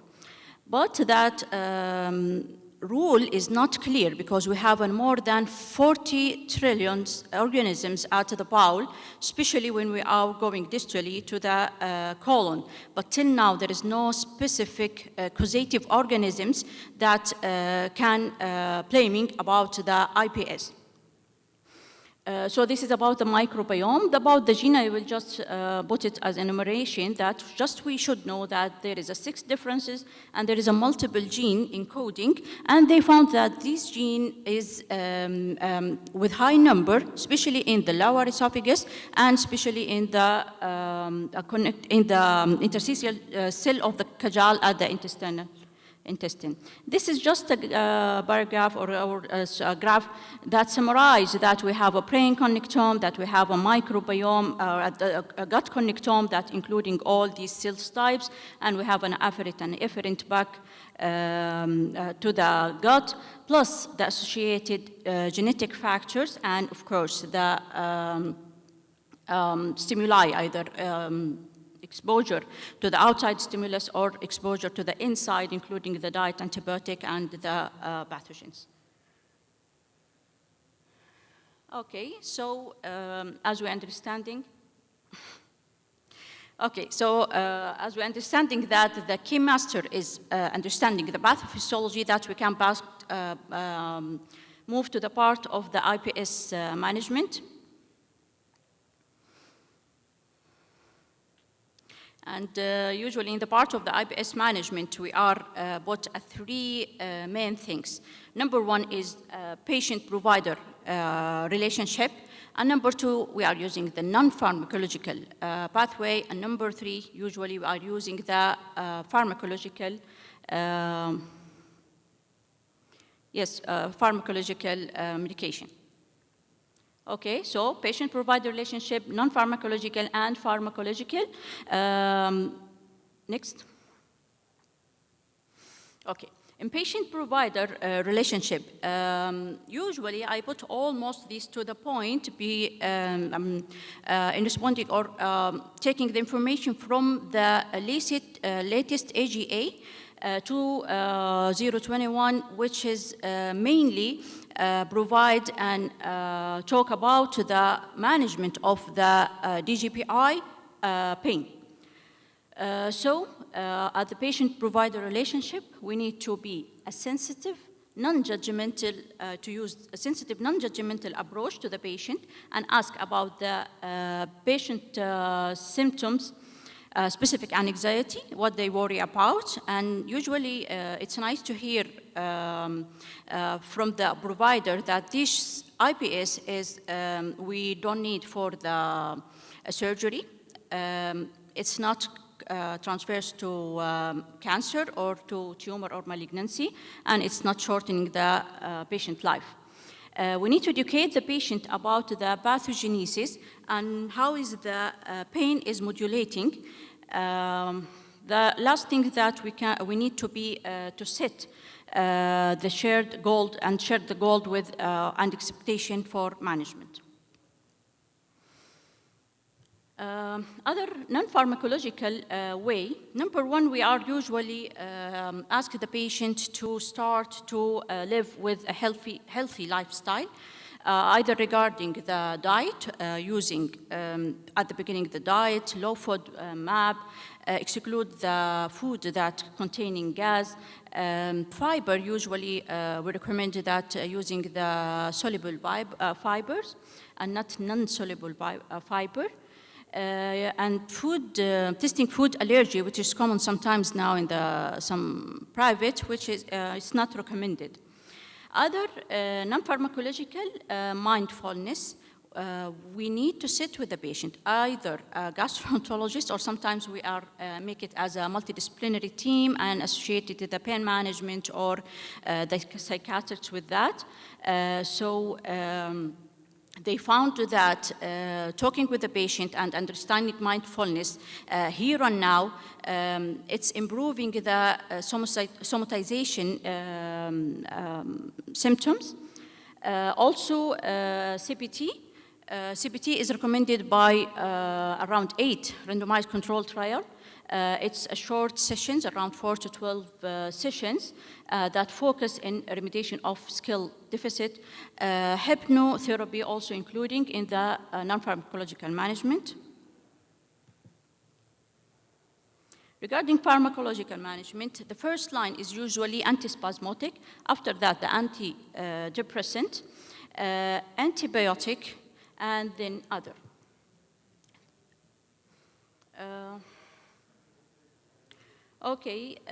There is a nice meta-analysis that work on the antidepressants regarding the IBS patient, working with the IBS patient regarding of the predominant symptoms. So they found that tricyclic antidepressant is first-ranked drug, and then after that, the second-ranked drug is antispasmodic, the third-ranked drug is peppermint. While they are looking for the IBS patient with predominant constipation, the first-ranked drug was linaclotide, and it's known that it's guanylate cyclase agonist inhibitors, and tinabanor, which is the sodium hydrogen exchanger that increase intestinal fluid. And then linaclotide, but with the high dose, it's ranked for the third ranked. Regarding the patient with IPS with diarrhea, they ranked that ramoxitrone is the first ranked, the latest is the allocetrones. This medication, we know that it's anti-diarrhea or it's anti-constipation, but they found that they have the analgesic effect that improving in the IBS pain.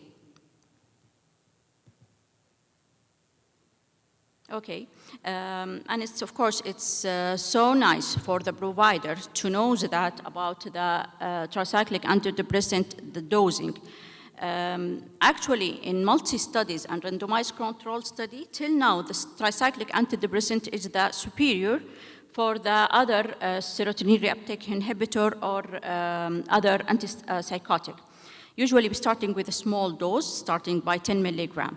As we know that antidepressant is take times to be functioning or to see the effect, so usually we upgrading the medication is take around 4 to 8 weeks. Then after that we are higher dose hiring the dose. Regarding antispasmodic, which we said that it's a first line of treatment, we have two types of antispasmodic. The one is directly acting over the smooth muscle relaxation as mebivarin or benavirin, which we are using by the dose of 200 milligram PID, or anticholinergic or antimuscarinic properties as dicyclomine or hyoscine. And this is the dose for both. Dicyclomine, hyoscyamine, or sustained release hyoscyamine. Why I put this drug while we are not usually putting the drug with this name or with a company brand? This is Liprax. Liprax was used now, especially outside of the kingdom. It's containing anti-smooth muscles effect, yes, but it have a combination with a type of the benzodiazepine. So it's restricted drug, and we shouldn't, they shouldn't bring it from outside of the country.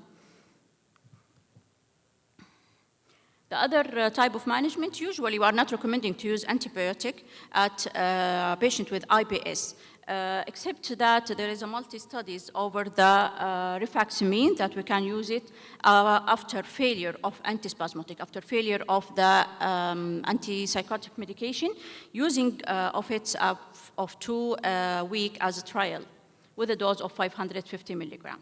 Others, as we said, probiotic is not recommended, and opioids, of course, should be avoided. Finishing. This is the conclusion to that.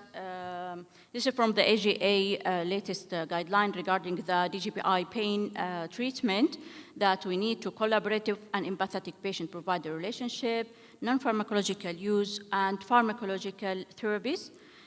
We need to knowing that pathophysiology is a key master. Management of persistent pain in DGPI is challenging and complex. We need a multidisciplinary team. Patient frequent present with coexisting psychological comorbidity involving of the pain management specialist may be required, and management of patient with IBS pain requires a multi-prolonged approach to optimize patient outcome. Usually this is my home message, and thank you.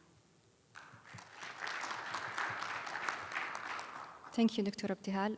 And we apologize for the technical issue that happened. Do we have any questions from the audience? Yes, Dr. Abdihal. Thanks, Dr. Abdihal, for a nice talk.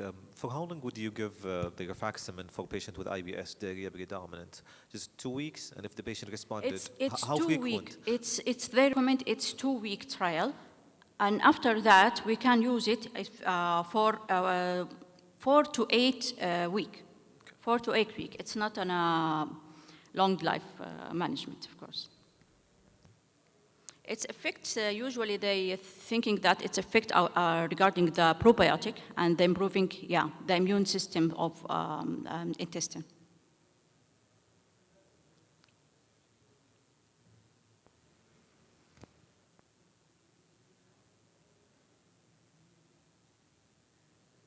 السلام عليكم. دكتورة بالنسبة للسلبيرايد which is atypical اللي هو الدوجماتيل, is it recommended to be used يعني instead of amitriptyline in some patient? We are use it, but by prescribed medication we are use it. It's in a good effect. So, many people, even by practice, they are responding to that. But for me, usually I leave it for at the end. Yani we can use it antispasmodic alone without benzodiazepine and going to the benzodiazepine side effect. We can use it as alone. But usually they use it even in patient with IBS and associated other psychiatric, especially anxiety. Can we use it before amitriptyline or usually after? Or before? يعني is it recommended? First line treatment usually is a first line treatment for starting with lifestyle modification. Then after that we are going based on predominant symptoms like diarrhea. We are using loperamide. We are using for constipation we are using starting by fibers, and then after that the big polyethylene glycol. So first line is the first line usually. After that we are going to the add antispasmodic plus minus the antipsychotic. So benzodiazepine usually I put it at the end. Thank you. Thank you. Thank you. Our next speaker is Dr. Hanadi Al-Hamidi. She is a gastroenterology and internist consultant in King Khalid University Medical City in Abha. Dr. Hanadi, the floor is yours. Dr. Hanadi will talk about the approach to refractory constipation.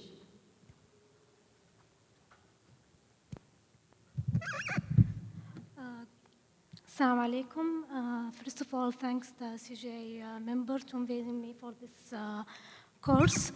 I will talk about the refractory constipation and how to approach patients with refractory constipation.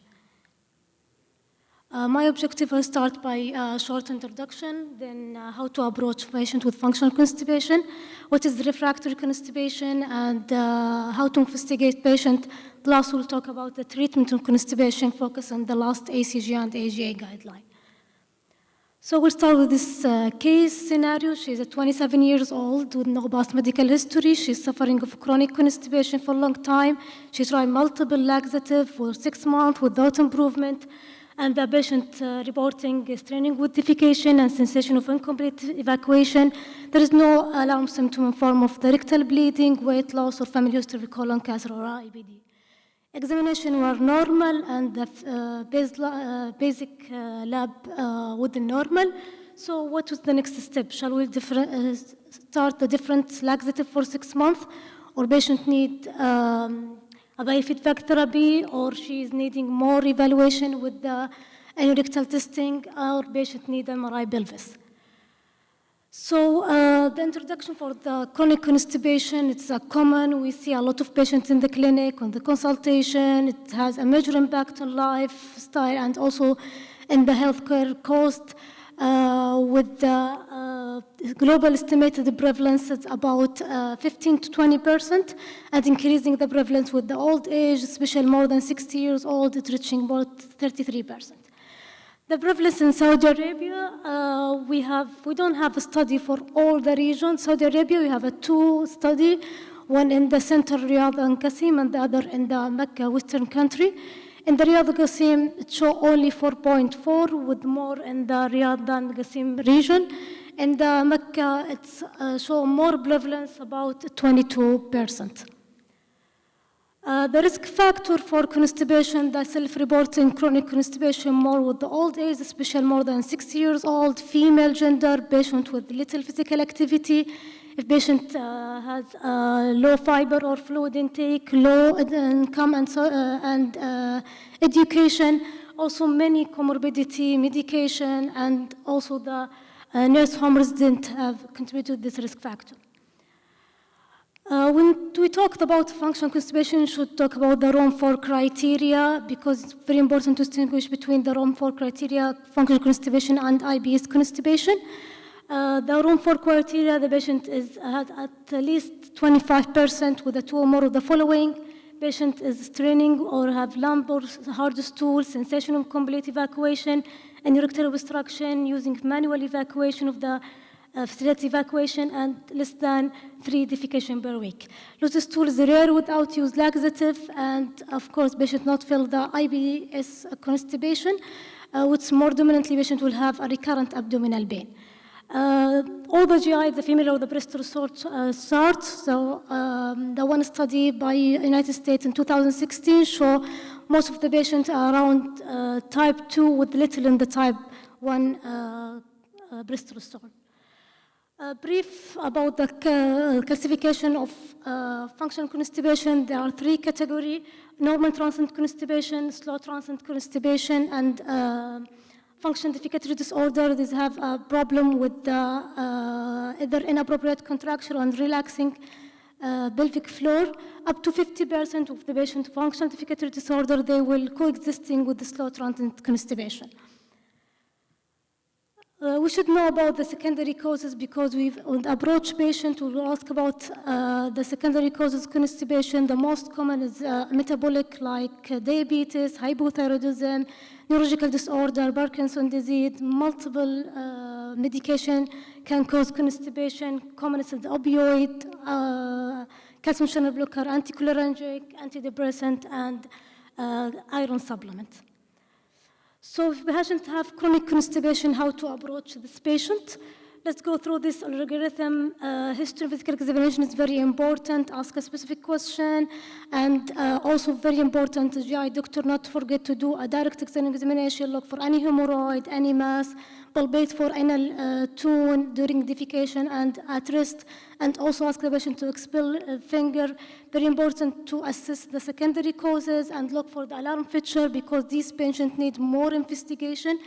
The most common alarm symptom, rectal bleeding, iron deficiency anemia, weight loss, new onset of unexplained constipation, especially in the elderly, obstructive symptom, and family history of IBD or colon cancer. Consider the baseline lab, the ACG is a strong recommendation. Patients have no symptom or sign to do a CBC. If there is any concern about metabolic disorder, ask for TSH, glucose, calcium, and other. Any abnormalities will go direct evaluation by diagnostic. If patient have no alarm symptom, no secondary cause, starts by lifestyle modification, by increasing fiber, encourage patient to take more fluid and exercise, and start laxative. What about the rule of colonoscopy in constipation? We receive a lot of referrals, especially from the family physician, ask about colonoscopy for constipated patient. So the indication of colonoscopy if the patient has alarm symptom or if age more than 45, so this is age for the colon cancer screening. For lifestyle modification, the patient will ask what is diet and how to modify the lifestyle. So this is the first meta-analysis and systemic review looking for the food, drink, and diet for chronic constipation. 23 trial, 17 RCT, and 6 uncontrolled with more than 1,700 patients. Multiple food review, drink, and diet.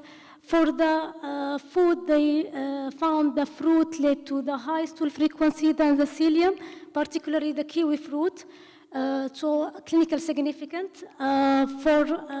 Also rye bread, they led to the high flow frequency than the white bread, but the problem with the abdominal distension because may contribute to the high fructose content. High mineral water with content the high magnesium sulfate lead to improve the response to treatment, but not improving the constipation symptoms. This study, the RCT, looking for head-to-head 2 green kiwi fruit comparison the psyllium in patients with functional constipation and IBS constipation. It showed the clinical significance improving in complete spontaneous bowel motion and also improving the abdominal discomfort, global symptoms. So what is the refractory constipation? At the moment, we don't have a recognizing international definition for refractory constipation. This definition is based on the international experience and the motility. They define the refractory constipation as inadequate improving in the constipation symptoms. It's better to evaluate the patient with the objective scale despite adequate therapy, pharmacological, and behavior. And they define the duration at minimum 4 weeks for each drug and 3 months after the pelvic floor biofeedback. So we have a patient with constipation, try for fiber laxative, there is inadequate response, so we label patient as refractory constipation. So what is the next step? There is no gold standard. What is the first to do, but the ACG and AGA, they strongly recommended an rectal manometry and balloon expulsion test. Some center they don't have, so what have motility, we can start with the patient. So if you do it and they're normal, the second step to look for colonic transient test by radio frequency, oblique test, or by wireless motility capsule. If it is normal, this patient has a normal transient colonoscopy, constipation. If it is slow, this is a slow transient. If it is abnormal, the patient have a defecatory disorder and he need biofeedback therapy. If it is inconclusive, patient need another modality like barium or MRI defectograph. If it is normal, look for the transient study. If it is abnormal, so this patient have defecatory disorder. So this is anorectal manometry and balloon expulsion test can be done in the same setting. It is safe without exposure to radiation.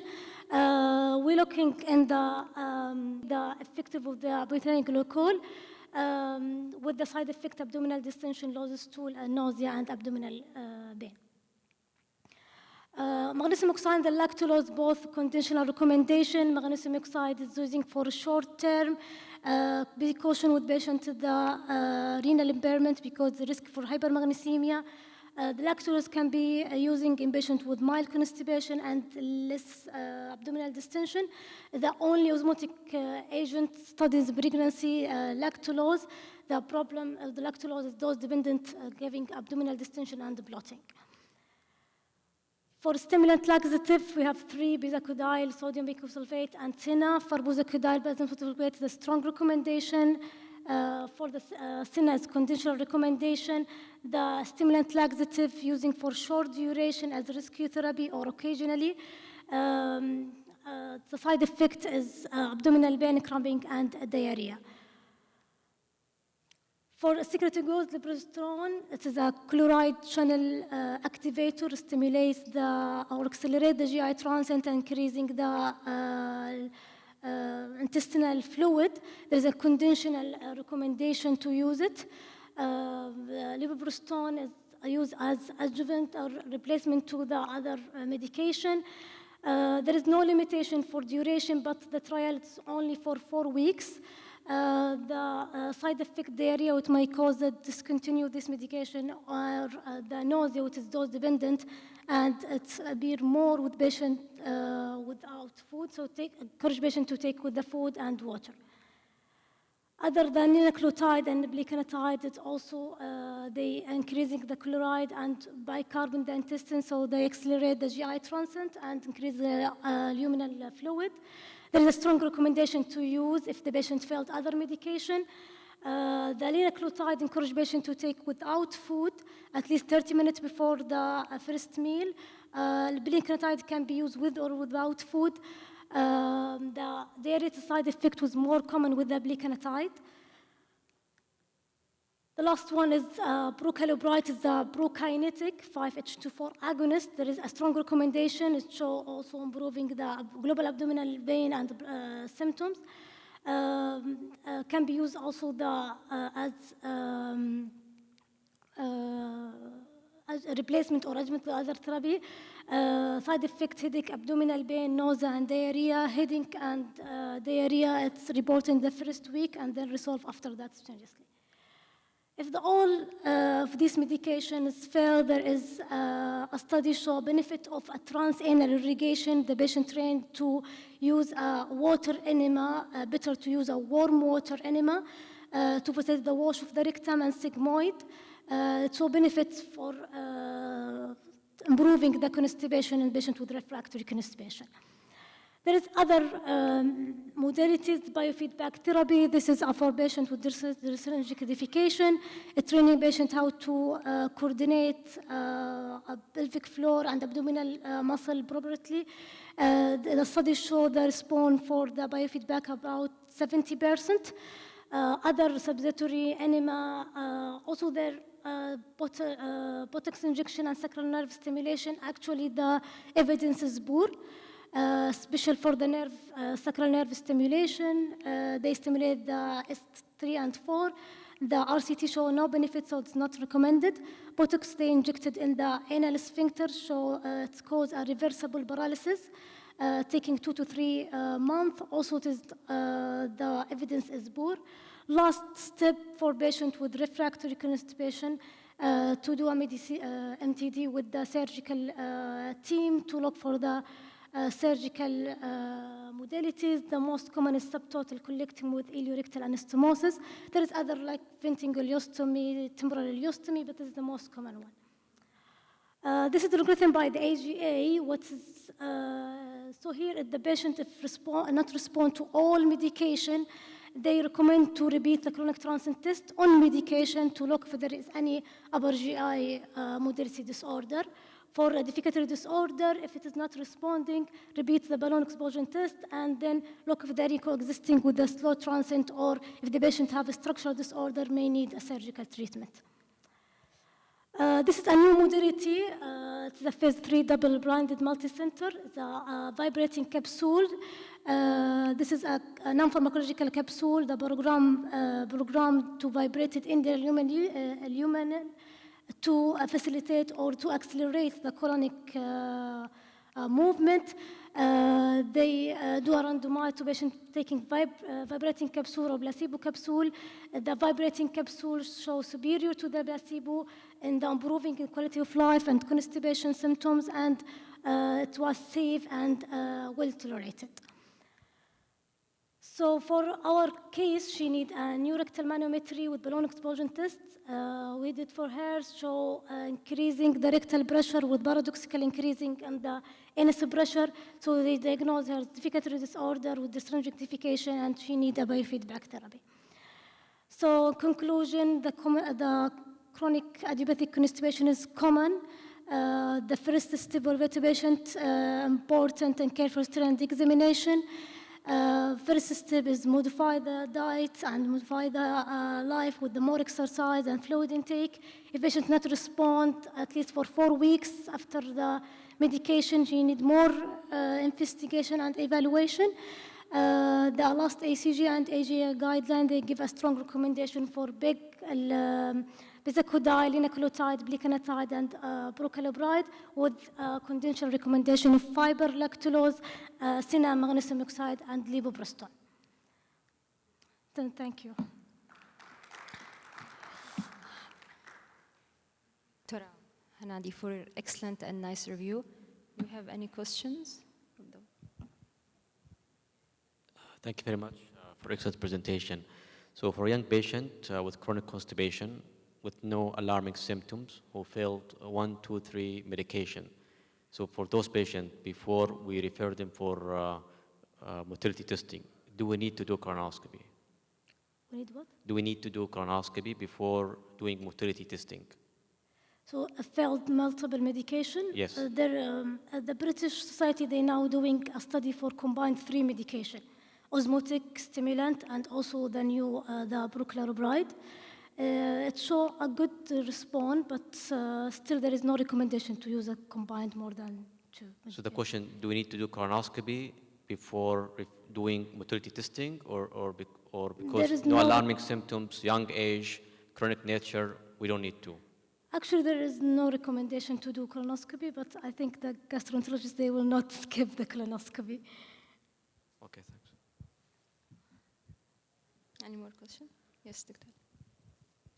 Thanks, Dr. Al-Hamadi, for this elegant talk. A question that usually we struggle before referring patient to our colleague surgeon. We have patients who have, like, especially those quote-unquote refractory constipation, who's passing only like once every month or so, and you do every extensive workup, even if you have access to the motility study. So you define them to have slow transit, constipation. On the marker studies, it's spread throughout. You ruled out primary GI motility. So who are the patients, I don't know, from your reading or through the guidelines, did you come across certain indications where you need to, or criteria or you need to meet before referring to a surgeon, like you need to exclude certain things? I believe, at least from our experience or dealing with our colorectal surgeon, they usually emphasize on ruling out dyssynergic disorders with proper testing before committing a patient to a major surgery. But like if you don't have access to those motility studies or you don't have access to an rectal manometry, is there any practical, as from your reading, any practical tips or consideration that you can give to practicing gastroenterologists when to refer those patients to a surgeon? So we refer if the patient have a slow transit or normal transit constipation, failed all the modalities, and of course, very important to do an manometry to exclude the defecatory disorder, because those patients will have benefit from the biofeedback therapy, and they will not have a benefit from the surgery.